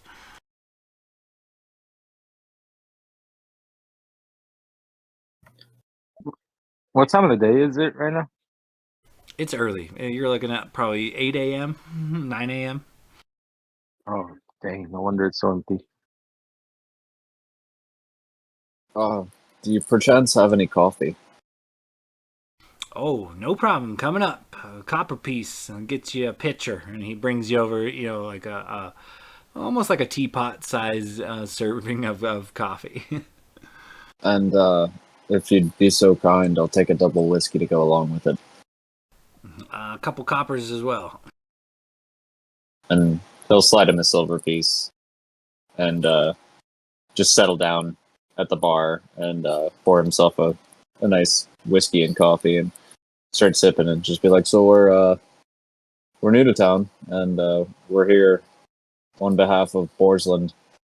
Uh, we were hoping to get an audience with the council. You wouldn't happen to know the right direction to point us in, would you?" Ooh, well, the council is a Borsland thing. Our mayor is on the council of Borsland. You might talk to him. But we don't really have a council, just elected officials. We swap them out every like 10, 15 years.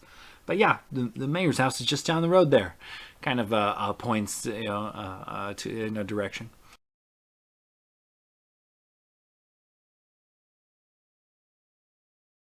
Well, that was significantly easier than I thought it was going to be, and I certainly thank you for your time there, Tabini. And he'll slide him another silver. Oh, anytime. Thanks. Didn't catch your name. I'm Tobini. The name's Renwick Turner. Shakes your hand. And all right. Well, nice to meet you. Appreciate your business. Any of you other tall folk need something to drink? He kind of looks to the party.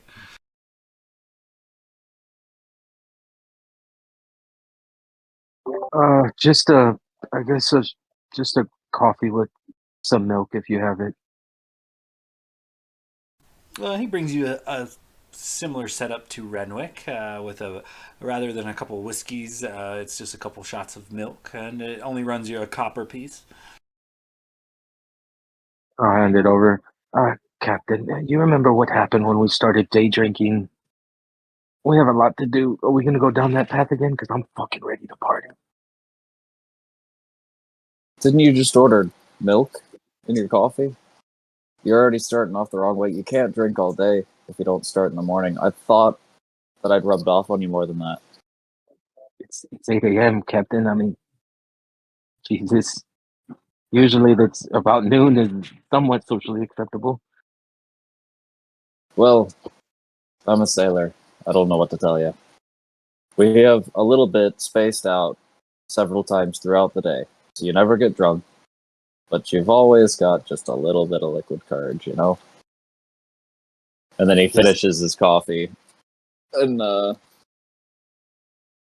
yeah, I think he'll just get up and go talk to everybody else, see what they want to do while we're in town.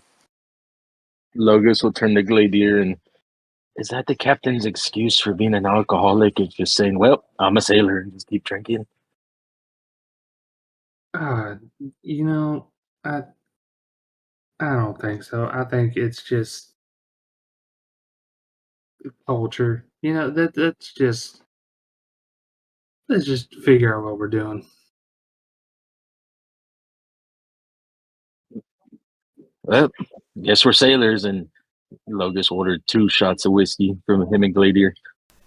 Okay, a couple copper pieces, and the gnomish bartender Tobini is all too happy to serve you.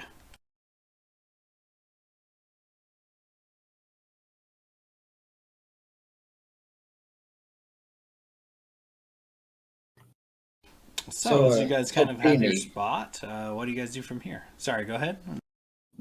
I was going to ask him, do you know anybody who can make a really fun weapon? Yeah, lots of us gnomes around here are tinkerers. Check out this.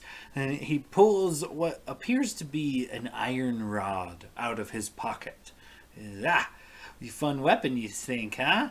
And with a whip of his hand, a few chains seem to erupt out of the top of this rod, and they at the end of each one of these chains is a very gaudy, colorful, almost like a paper mache ball, almost like a bouncy ball. And he flails it about. It looks to be like a party favor of some kind, and he flails it about a bit. Ha ha! Bet you weren't expecting that. I made this one myself. And he kind of shakes this makeshift toy mace in your direction, and paper mache and kind of like confetti seem to slowly be surrounding him and you as he's shaking it wildly, flailing it about. I made this myself. It's fun. It's one of them fun kind of weapons. You try. He hands it to you. Yeah, it is fun, and I'm sure it goes over well at kids' birthday parties. But what we're going up against, that doesn't work. And in my free hand, I'll form my morning star out of the black smoke. This is more of my style. Oh, you want warfare stuff? Ooh, I talked to the mayor. The Tinkerers Guild is not allowed to make deadly weapons that we sell to outsiders. But mayoral permission does grant this request occasionally, so he's probably the guy you need to talk to. Thank you very much. Then I'll stand up and walk away. No tip. All right. Gotta specify no tip. Make my way to the others, and So it seems like we'll have to go to the mayor. Right about now, nobody's going to open up to us as outsiders, probably unless we have a paper from the mayor saying we're cool. Well, we force them after. Exactly. Well, we force them after a couple more beers.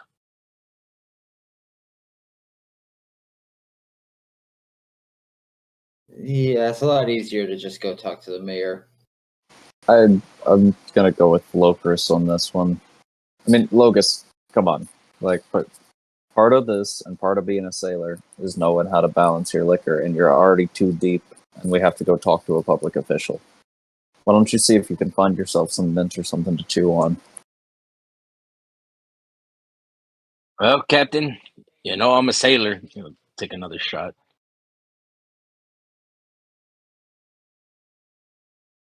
Also, shouldn't we get some rooms while we're here, so we don't have to worry about that later?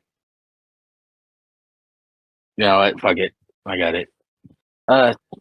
Tortellini, can we get 3 rooms, please? He kind of curls his nose as he looks over at you. Yeah. For you, it's 5 silver apiece. Get you a room.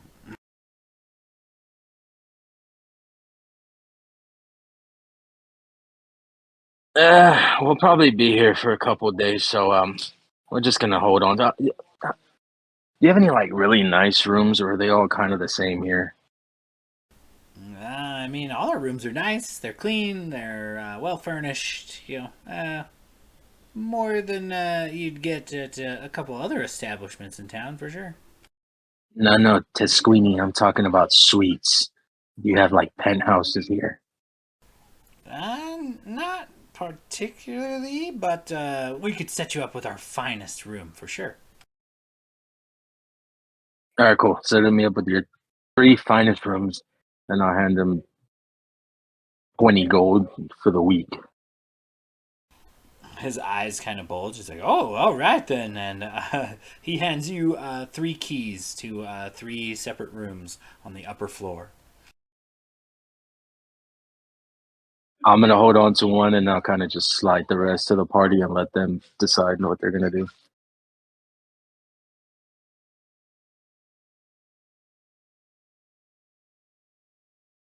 So I rented us 3 rooms for the week. So y'all divvy it up as you see fit. And Glader will grab one of the keys. Yeah, Renwick will grab a set and look back at Blade and be like, "You like old times?" Well, you're not as pretty as Tilly, but yeah, I guess you're my second best option. Did Renwick ever piece together who Blade's one night stand was? Yeah, I think eventually. I think you got no, it. yeah, we definitely did because you and I were arguing when we were pretending we were parents, and he was down there talking to Tilinara about the night before. So he definitely put it together. He just didn't know until they went downstairs, I think. You guys were embarrassing me. Only because we love you, buddy. And he'll hand him a shot. To be fair, it was rather adorable. Blade will roll his eyes and take the shot.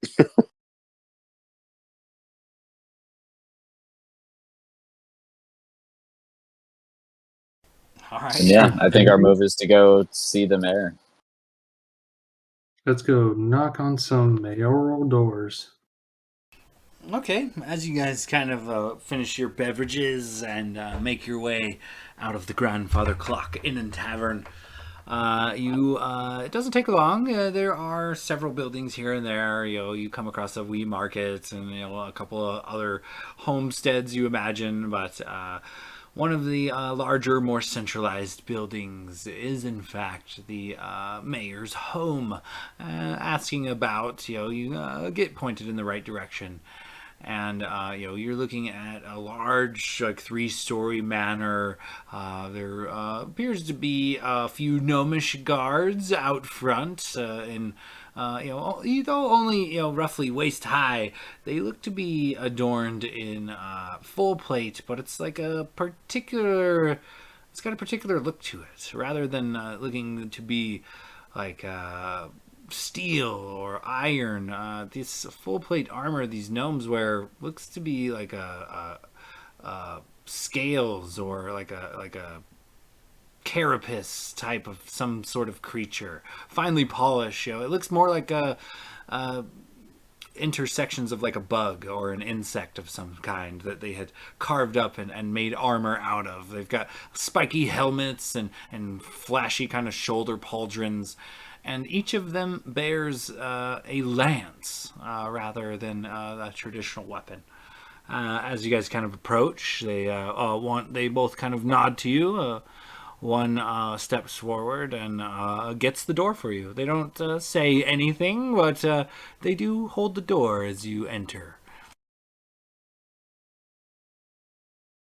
Upon entering this kind of lavish manor, right on the ground floor, right up front, there's a roaring fireplace. There's the smell of tobacco in the air. You're in kind of a plush lounge-like area. There are several chairs and couches and sofas around, and in the center of this room, at a rather large desk, sits a gnome with spectacles upon his nose, who is vigorously, signing parchments, and with several stacks of parchment on his desk. He signs one and places it in another stack, begins reading another, and puts a stamp on it, and then puts that in a different stack, and just doesn't generally seem to be aware of your presence as he's kind of doing his thing.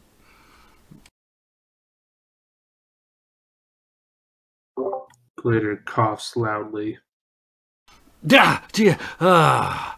Holy crap. What? Hey, hello. Hi, Alini, mayor of the Great Tinkerer's Cove. Me, what can I do for you? Strangers, sorry.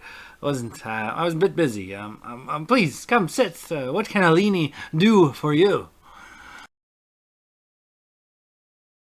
Yes, my name is Locris. We are Knights of Boarhead, and we're on a quest to find something called, to find somebody who may know about the Allcaster Shard.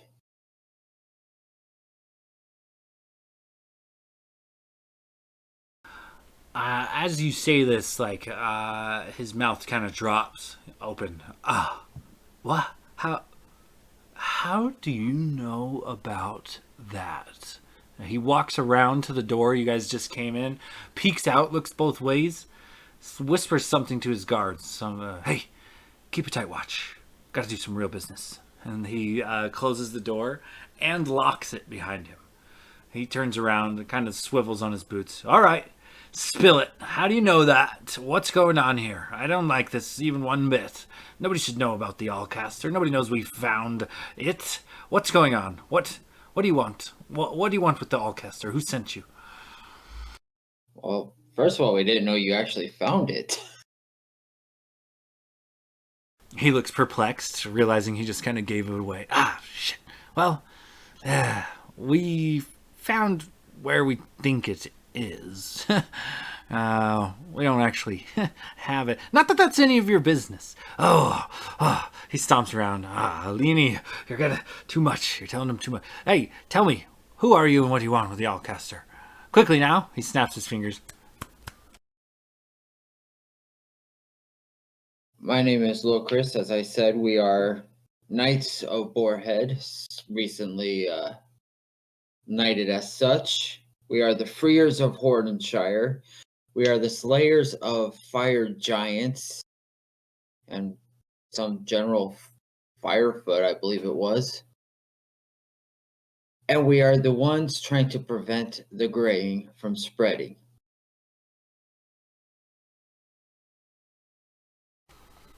He kind of looks you up and down, kind of stroking his small beard for a moment.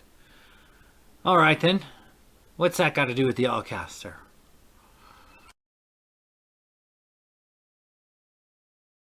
Well, we were working with Bo and Tilinara, and they believe the only way in which to stop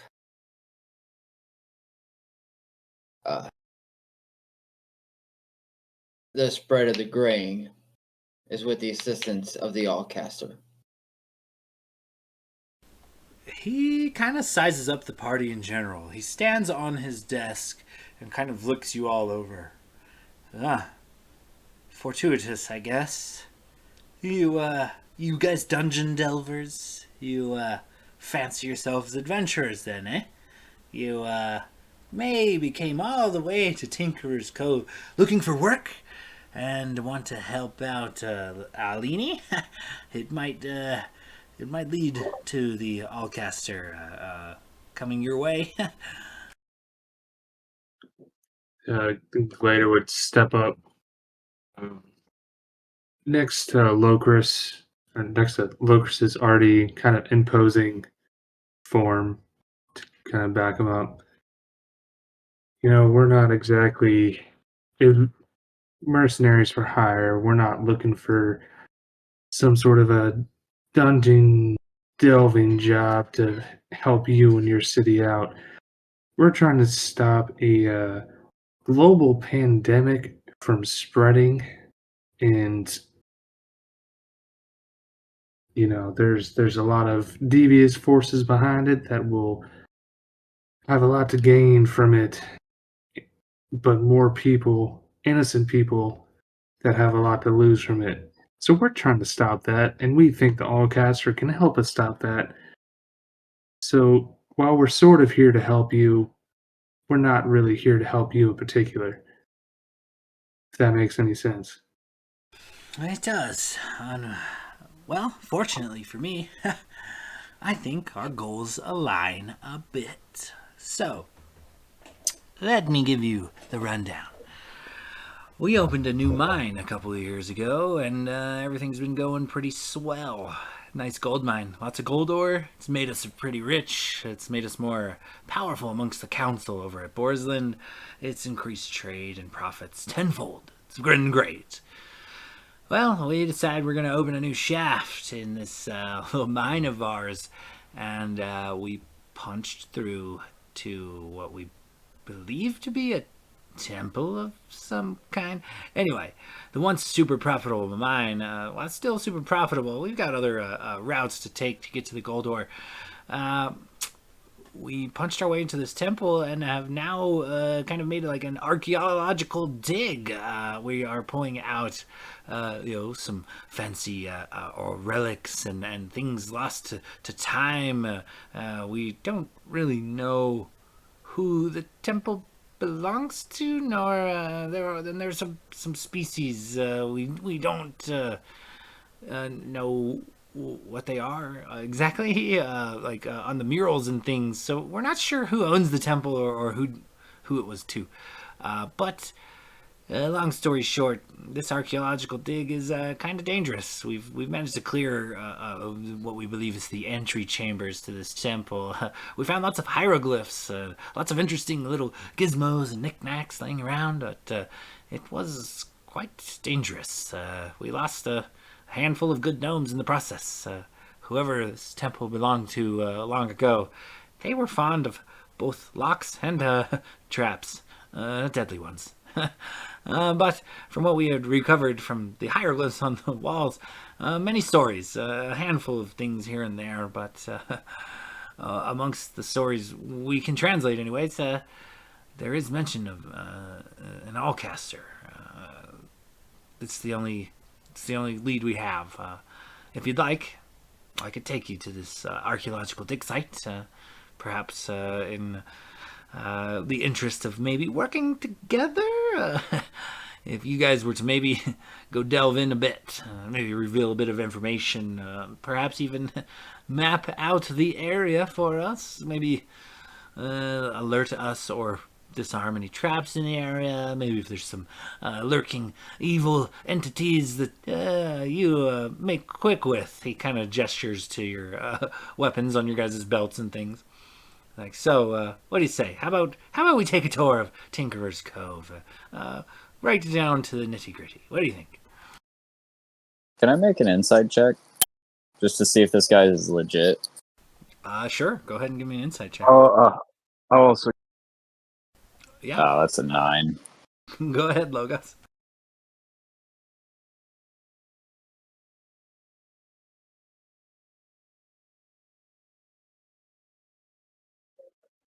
That's a 19 total, 12 plus 7. Renwick, you feel like something's up with this guy. He's hiding something.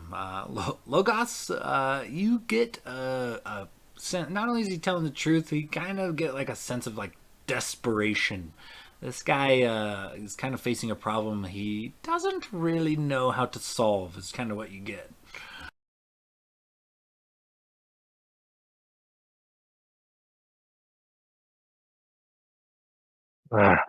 I'll kind of whisper to Renwick. He seems to be on the up and up, Captain. I'm also getting that he's kind of desperate. We could potentially use that to our effect. And I'm whispering this in his ear, of course.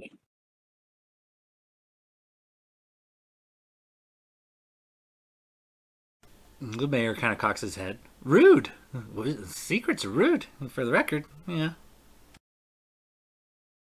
Nothing personal. It's just talking to our captain here. Oh, none taken. So, can I give you the tour? You guys want to come with me to the mine and maybe check out our dig? I bet there's some fancy things in there. Some strong adventurer types would love to get their hands on, you know.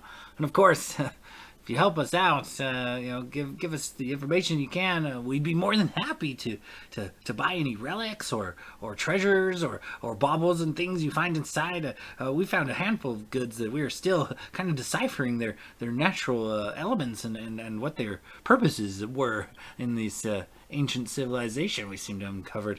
It's all quite interesting, but it's also very confusing, kind of overwhelming. I think we would, but before we go down, we do need to refinesse some of our weapons. But I was told that you have a ban on what they would call war weapons. I mean, we have markets if you need a good sword or bow, crossbow or axe, something along those lines. We have plenty of artisans and merchants here, but yes, we don't make a habit of trading our finer, more mechanical goods. You know, he kind of gestures to a small bird that was sitting more as like a paperweight on his desk. He flicks a little crank, and this small clockwork bird comes to life, tweets and flies around the room. You know, he says, "The technology of our people is closely guarded secrets. We have a few weapons, if you will, out of the norm, but we're less keen to give these out. Try to keep it within the clan, within the community, if we can. You know, it's rare we let outsiders take or use these weapons at all, but perhaps we could strike a deal."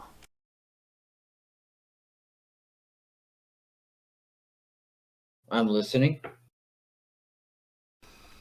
Help me out with my problem, and I will ensure that you receive A weapon of a unique weapon, masterfully crafted for sure. Oh, we Chris also will just look at Renwick. The mayor points over the mantle on his fireplace, and hanging above this mantle is a long golden cylindrical tube with a hammer, a wooden stock, and what looks to be a small trigger. It hangs above his mantle place. He says, "That is quite a powerful boomstick, my friends." And well, if it's not your style, it's worth at least a handful of gold, maybe probably platinum. Really, it's unique, one of its kind. You just handed Renwick a gun. He pointed to the gun, but there is what appears to be a rifle hanging over his mantle, over his fireplace, and he's offering it to you to help him with his mind problem. I think that is certainly going to be helpful in whatever it is that we're going to encounter down there. And he will cast Mage Hand and send the ethereal hand up to pick up the rifle and bring it down. For sure, heavy as fuck, weighs way more than 10 pounds. Oh, damn. All right, fair enough. Well, he tries to, and then it doesn't budge. And he's like, if I'm being honest, I'm a little short. Gladiator? Oh, no. He kind of jumps on the table. Deed first, weapon later. I can't just give this to you on good faith that you're gonna accomplish these tasks. Also, there is a possibility, I might have forgot to mention, that you might not come back. We're currently missing a handful of gnomish scholars we sent deeper into the temple. Haven't heard back from him quite yet. Kind of looking at the worst here. It's been about a week. We haven't heard from him. So you tease a weapon that could potentially help us in the mine, and at the same time question the integrity of knights. It's not good faith, and we're potentially doing you a huge favor here. also, more importantly speaking, all that fine weapon up there does look very nice. We need the Allcaster, so we're not just clearing this issue out for you out of good faith and for the hopes of getting one nice little clockwork weapon up there. We're clearing out this problem for you so we could get the Allcaster, this artifact that we need so we can help, save the world. Not really a super big deal, but I just want to make sure that's clear that if we solve this problem for you, we'll take your payment, but we're also taking the artifact. Oh, I see. Well, I would be happy to throw in the payment alongside the artifact if you guys are willing to travel there and look around for me. But only under one kind of a stipulation. We don't really know a lot about what is inside this temple.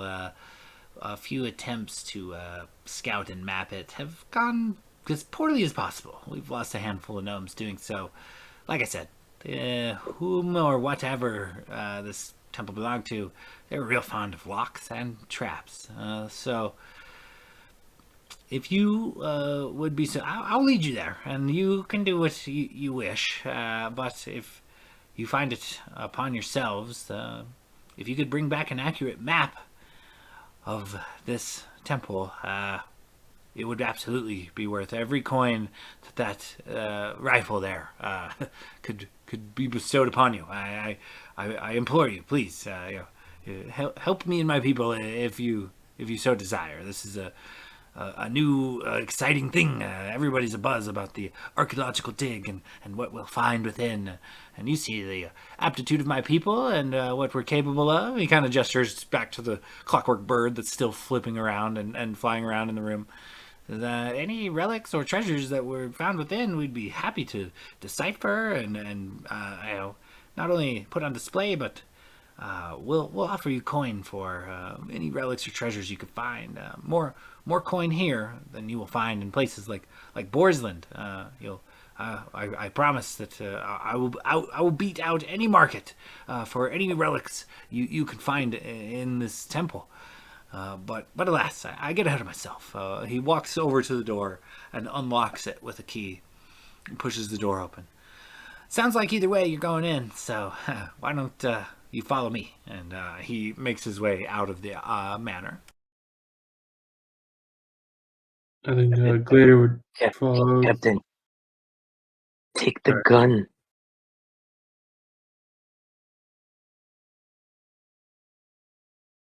Don't you think he's gonna notice it? I mean, it's heavy as fuck. I can't even reach it. Fuck him if he notices it. He's asking us to go into a mine that's killed people, and he's got the balls to question our integrity. Might as well be what he thinks we are. Logus, you're still drunk. We're not taking the man's gun right off the wall. He's gonna see it's gone. He's gonna know it was us. He's going with us, and he's gonna give it to us anyways once we complete it. He ain't gonna notice He's it just till taking he. us to the temple. He's not going down in there with us. Okay, and then when we come back, we'll be like, "Oh, sorry, but we got the mines." What's he gonna do then? Well, you're the long shot anyway. Why don't you go get the rifle? I use a sword why don't half the time. Check if it's trapped for me. Looks great. I mean, to be fair, I did wiggle it, so if there was a trap, it probably would have been set off. Can I go try and touch the gun or grab the gun? Yeah, you go and pick it up off of the mantle that it is hanging upon, and it is pretty hefty. You know, you're looking at 20, maybe 30 pounds, but it does look to be made of precious metals, some rare wood, and mostly gold.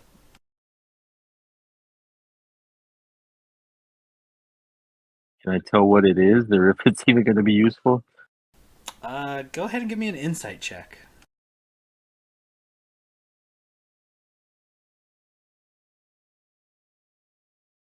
Oh my god, I am so over D&D Beyond. This piece of shit. Oh, the natural one. You have no idea how this club works, but it's a fancy club. I'm gonna point it at Gladier. Bang! Bang, bang! I got the gun. I don't know what this does, Captain. I guess, should we just leave it here then? Does his stupidity set it off and kill me? Oh, Jesus. Fortunate for you, though Logos does not know how, it does take a standard action to load the item. Thank God. Something I'm gonna tells me start we're trying not to gonna load. lug that through a temple. I'm gonna start trying to load the gun. Glader's gonna walk up and grab him by the cuff of his neck, like his shirt, and then grab the thing, the club, whatever. He doesn't even know what it is. Grab it out of his hands, put it back on the mantle, and just kind of like lift him and just carry him out of the fucking house. While he's carrying me, can I try to kick out and hit him in the nuts? Yeah, go ahead and give me give me a sleight of hand versus your insight check. You better hope you miss. Fucking if you hit me, you drop me. Son of a bitch, dude! D&D Beyond sucks. What'd you roll? A fucking 7? 2 + 5 for a 7. That's a 16. Gladier, he totally tries for a nut shot, but you're ready for it. You block it with ease as you kind of hoist Locus over your shoulder and walk out of the room. Come on now, Yeah, I'm enough like a problems. We don't like need a to. kicking kid, dude. We don't need to add theft to our list of problems right now. Let's just go. Put me down. Just wiggling in his shit. So Yeah, as he just carries him and follows. as you guys kind of follow Alini through the town, he does lead you through a few winding streets, and then eventually towards this, the center of this kind of mountainous island. Pretty much. Just outside of town, there is this small, mountainous, kind of rocky region, and in this area, there are several mines. And he leads you into one, and it is well lit. There are several torches. There are several workers. You even see the glittering glow of some gold ore that they are currently harvesting. And as you make your way down to 2, maybe 3, and then 4 levels, you finally come upon an area that is a lot different, a lot better lit. As you make your way through this natural stone archway, the rough kind of cave-like interior walls completely change. The floor looks to be that of like mosaic tiles, and beautiful different designs are all along the floor, and you see that there's probably 12, maybe 15 different people, some of them, most of them gnomes, all of them with like archaeological like brushes, like small, almost like toothbrushes, and they're carving, dusting the walls, and taking bits of dust off of this what looks to be a bunch of hieroglyphics. Every wall in this area is not only completely smooth, unlike the raw rough stone outside, but it depicts like many colors, many hieroglyphs, almost like murals of paintings and things, but etched into the wall, like carvings and stuff. Very kind of a peculiar kind of archaeological setup. You see a couple of gnomes super excited about some broken pots that they have found in the corner, and they're carefully brushing the dust and debris away. And what surprises you guys most is this area is well lit, probably by the gnomes' magic. You see these orbs kind of floating around the room. But there is like a lot of not only fine detail and vibrant colors, but it looks to be like gold and silver trim along a lot of these like murals and things that are carved into the wall. And as Alini kind of leads you in here and shows you this room, a few gnomes run up to him like, "Oh, look! We've uncovered even another pot, and we believe it's some organic material inside. Could be honey or syrup of some kind, high sugar content. It's really great." And the mayor kind of just waves him off. No, I'm busy. Go. And like, "Oh, sorry." And they kind of step aside, and the mayor kind of walks you guys over through this room to a large circular door. Looks to be made of like a black metal.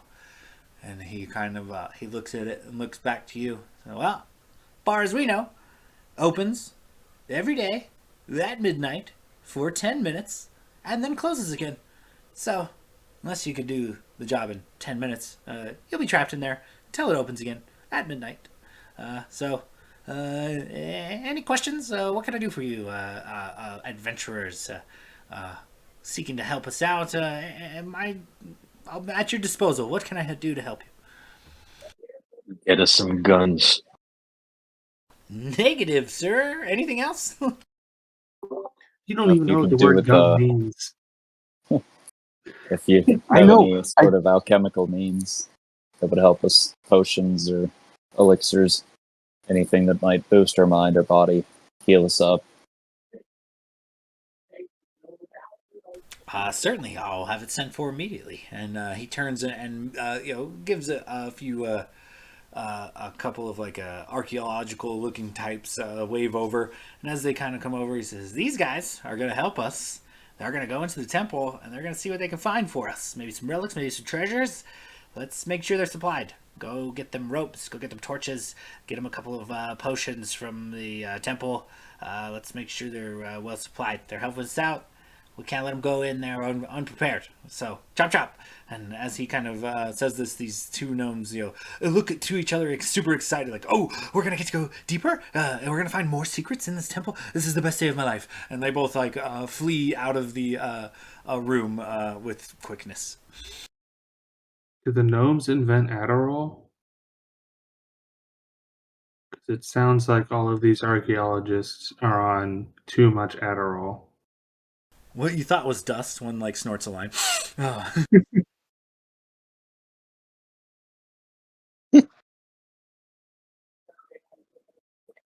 Am I still getting carried very gingerly by Gladier? I don't know. Have you stopped protesting at this point? I imagine you're still over Gladiator's shoulder. It was never ginger. It was never gingerly.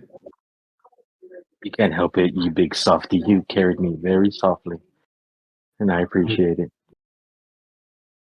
I would have donkey punched you in the ass if you tried to kick me in the balls again.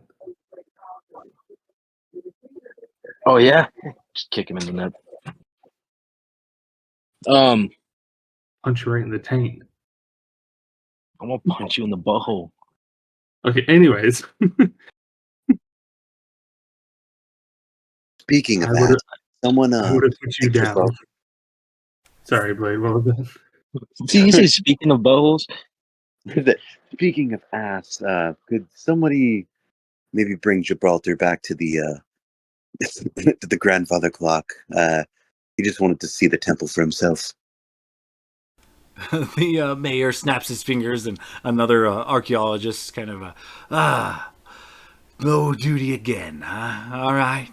She sadly kind of takes the donkey reins and slowly walks out of the mine. Randall would will have call out, guessed. "Be sure to treat him with the utmost respect. Believe it or not, he is in fact a knight of Borsland." She looks Logan's confused. gonna cast speak with animals, just to convey to both Tony and Gibraltar what's going on, and that they're gonna be looked after. We'll be back for them, all that. And I would have sent Tony to go sit on Gibraltar's back so they could be safe. Okay, yeah. As you communicate with these animals, and they are escorted out of the deep, dark mines back to relative safety and comfort. I would have given them like 2 gold and been like, "Oh, please make sure that they have enough food and for as long as we're gone." Gibraltar likes apples, and Tony here likes any kind of meat that can be scavenged or even fine meat. Really, get her some fine, get her some steak, and they should be looked after, please. She happily takes your gold. "I will do what I can, I promise." And she leads them out. Well, then I go to Blade, and I was like, "I'm gonna be." Blade, when you said speaking of ass, I thought you were going to send a message to Lenara. Well, yeah, it's gonna be a little lonely without her. Ah, Tilly. Also, speaking of ass, and then Glader just kneels down real quick and punches Logus right in the butthole as hard as he can. Okay, yeah. Give me, once again, a sleight of hand versus insight. Come on, D&D Beyond. Roll it in D&D Beyond. I dare you. This fucking app, man. Oh, that's not bad. 13. I only have a I plus rolled one it. in hand. I rolled a 13 too. I have a +7, and I Oh rolled a no! I rolled a 6. I only rolled a 10 on the die, plus 1 for sleight of hand, so it was only 11. So tie goes to the defender.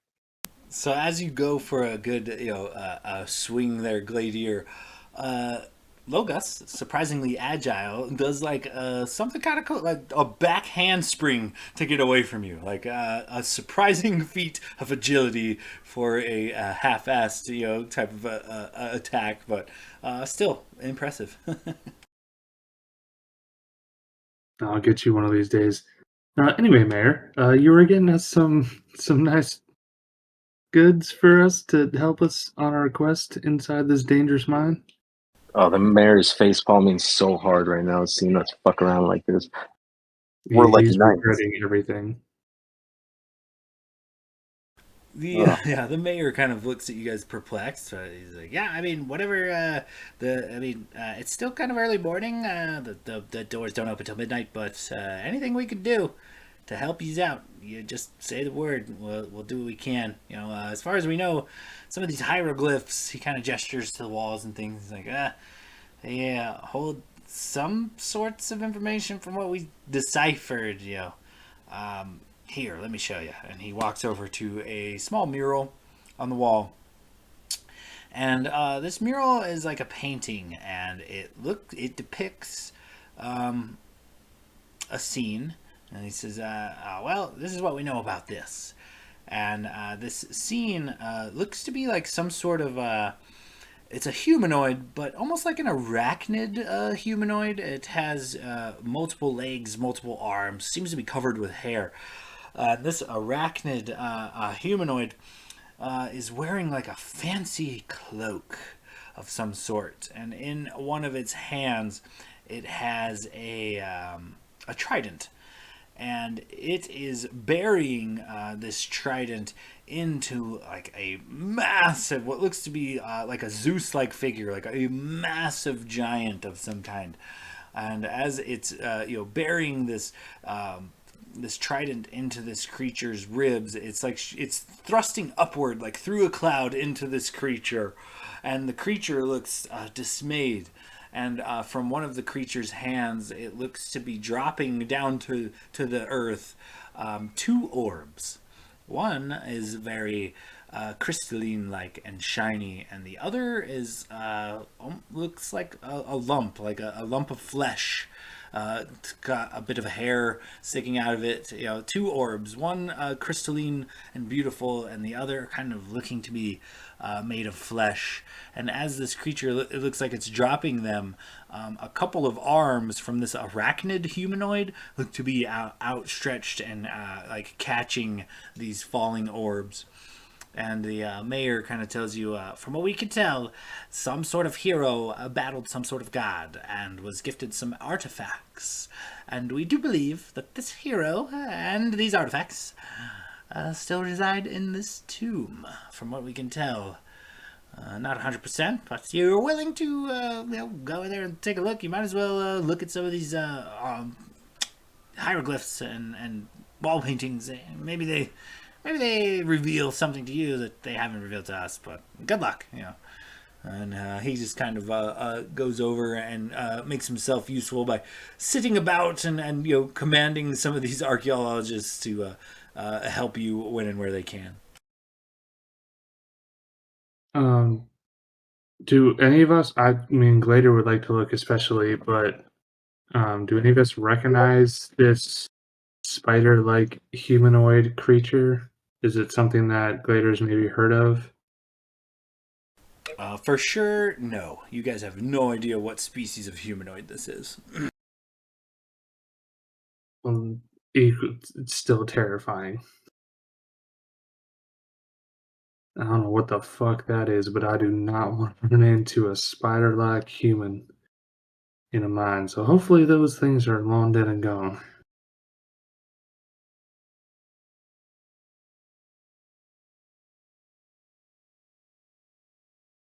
Well, should we go find a casino to kill time until this thing opens? Well, how far is the mine from the town that we just left?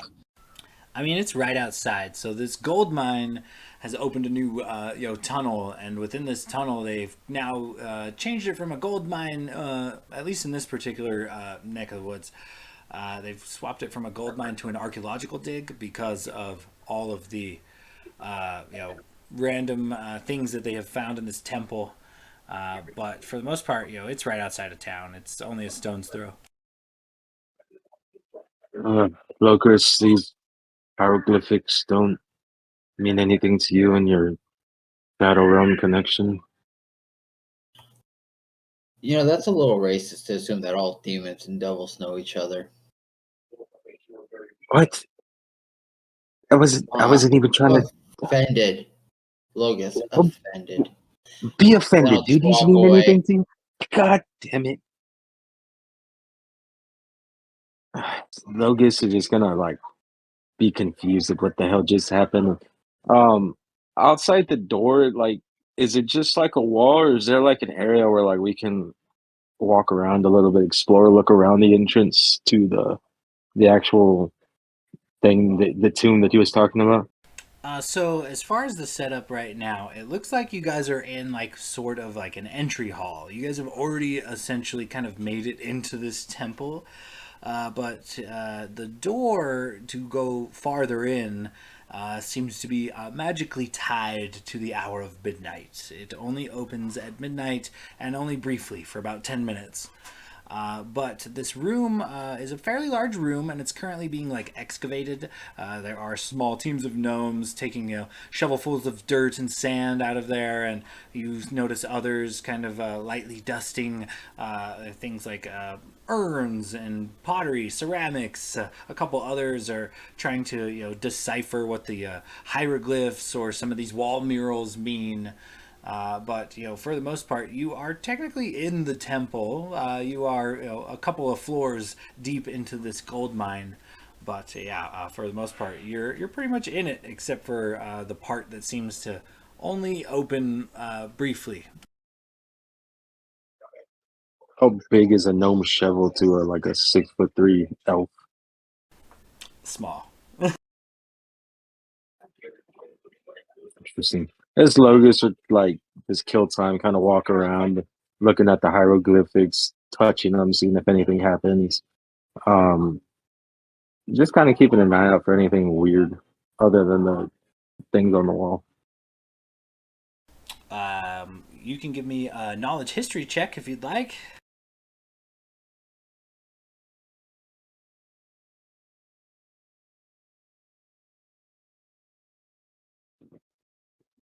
So it's still morning, isn't it? Or early? Correct. You're looking at maybe 9, 10 o'clock in the morning. Still AM. All right. We got a bit of time.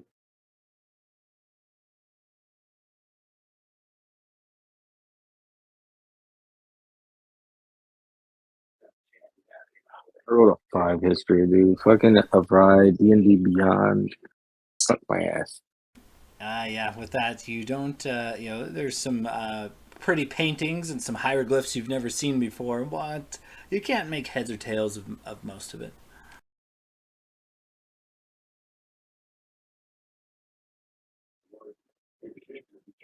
All right, I just kind of keep doing that until someone changes the plans. Can later take a look at the rest of the hieroglyphs to see if you are not hieroglyphs, but like the murals and everything to see if just everything in general to see if he recognizes anything. Because before he was kind of just specifically looking to see if he recognized the humanoid arachnids, but I think he'd kind of look at the rest to see if there's anything in general that he can glean information from. Yeah, go ahead and give me a history check.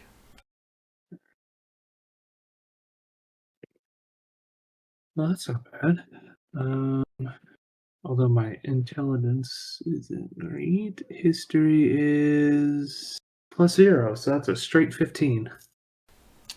With that, it kind of, you don't glean a whole lot more than what the mayor has told you, but as you're kind of looking at these murals, you do kind of get the sense that they do tell a story of some kind. Perhaps, an important legend or tale to this long lost people.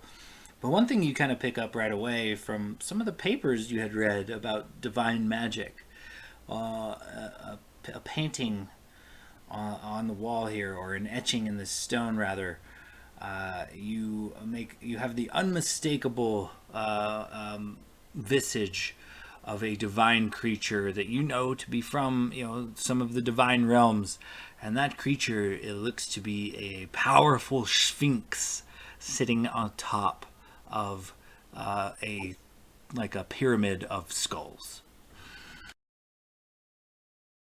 Powerful. Okay. Do I like see that image depicted on the walls in particular, or am I just seeing like iconography that kind of makes me think of that? The picture specifically is the Sphinx sitting on this this kind of pyramid of skulls, and it looks like, from the picture standpoint, that this arachnid-like humanoid, well, wearing this cloak and wielding this trident, looks to be, conversing with it somehow. They look to be in deep conversation, but that's all you glean. Okay, and I don't remember a name or anything, but I recognize it as like some form of, like the Sphinx as some form of deity from my You reading. would know that most sphinxes are originated in divine magic, and that most of them come from the divine realms. Usually, they only materialize in the material plane as a direct result of some sort of divine intervention or prayer, or maybe a little bit of both. Okay, so they might not be a deity themselves, but they are a product of some sort of divine intervention or magic. Right. They are known to dwell. These type of creatures are known to dwell in the divine realms, more than places like the material plane. Okay. Yeah, I think I would share that kind of revelation with the party as well. Kind of point it out in the mural and let them know from my workout readings what I've connected the dots to.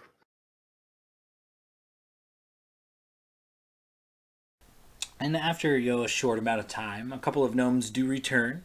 They return with some gear for you guys.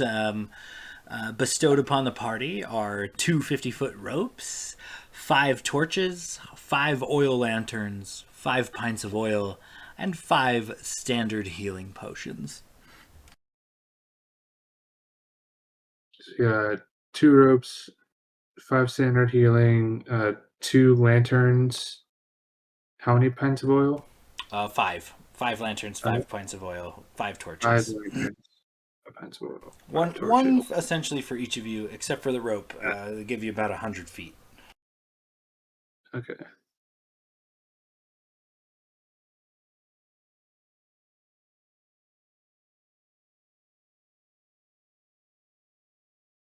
As Alini kind of turns to his fellow gnomes and takes interest in some of the deciphering of the hieroglyphs and the maybe the contents of some clay pottery as they kind of excavate it.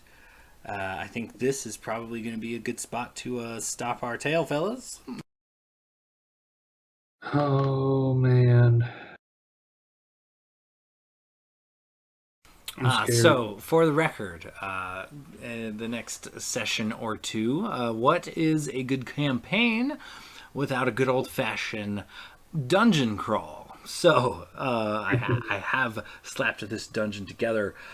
So, the way this is going to kind of work in the next... I mean, it is totally possible that you guys go through this dungeon in a single session, get to the Allcaster and out in no problem. But knowing you guys, this is going to take probably 15 sessions. No. But yeah, so, but kind of the deal with the dungeon crawl aspect of it is I do have maps of this dungeon, but I'm not going to give them to you. I'm not going to tip my hand, as it were. So, if I describe like a fork in a road and then you guys go left, and maybe there's another fork and you guys go right, and maybe once again another left, these are things that you as a party should probably, have maybe a game plan for it. Maybe somebody is standing nearby with a scrap paper or some graph paper or something, and you kind of roughly map this out yourself, because part of the way of finding in is finding your way out. So if you decide to flee or run and you take a turn or whatever, I'm expecting you to kind of I'll describe the scene to you and the layout of this dungeon as best as I am able, but it will be up to you guys as a party to kind of map this out for yourself to kind of know where you're going. So that being said, the next session or 3 probably could very well all be within this dungeon crawl. So you guys might need to, plan and prep accordingly. I can do map wise because I got that huge like grid paper. I mean, I know Dakota, you have it too, but you're kind of really good at taking notes. So if you want to take Yeah. notes, I can take over mapping the dungeon because I got that huge. I'll just set up my huge grid paper and just have that planned out. No, that sounds good to me. I was going to see if somebody wanted to be the cartographer since I'm kind of being the scribe. Yeah. Yeah, I'll take on that. I'm not if you gonna guys lie, are okay. fellas. I designed this fucking dungeon to be a hammer. You guys are gonna need to prep for this because this is. If there was ever a place where you guys were gonna die besides from bullywogs, this is it. I upped the DC on a lot of things like locks and traps and things, and yeah, it's gonna be a fucking chore to get through there. I promise. That's the fun stuff. Scary but fun. Oh yeah, I'm excited to do a dungeon crawl. It's probably going to be a meat grinder, and somebody will probably die, if not multiple people. But it should be a good time. That's what I'm hoping. If I could just kill most of you, that'd be all right. You sure you don't want to level us up to 9 for then, so I can have We a did return our fetch quest. True, Brought Tilanara back. but I did. The next milestone that I have written is actually the thorough curing of the graying. So I can promise you this: it will take this dungeon to get another level, but upon completing this task, if you survive the dungeon, you will advance to level 9. But that still might be a session or 2 or 3 or away. So. I heard Fair she has enough. to nobody die because I won't get Revivify until after we clear this dungeon. Duly noted. We should probably see if they could offer us a scroll of Revivify. Yeah, I definitely need more health potions now. Roll. All right, sweet. Well, I gotta get off here, boys. I've got to go get some sleep. But solid session. I'm excited to go through the meat grinder next week. Hell yeah. Gonna be All fun. right, fellas. All right, guys, take it easy. Keep in touch, and we'll do this again next week. See you later. Nice. Sure. Later, guys. Sounds good, guys. Have a good night. Deuces.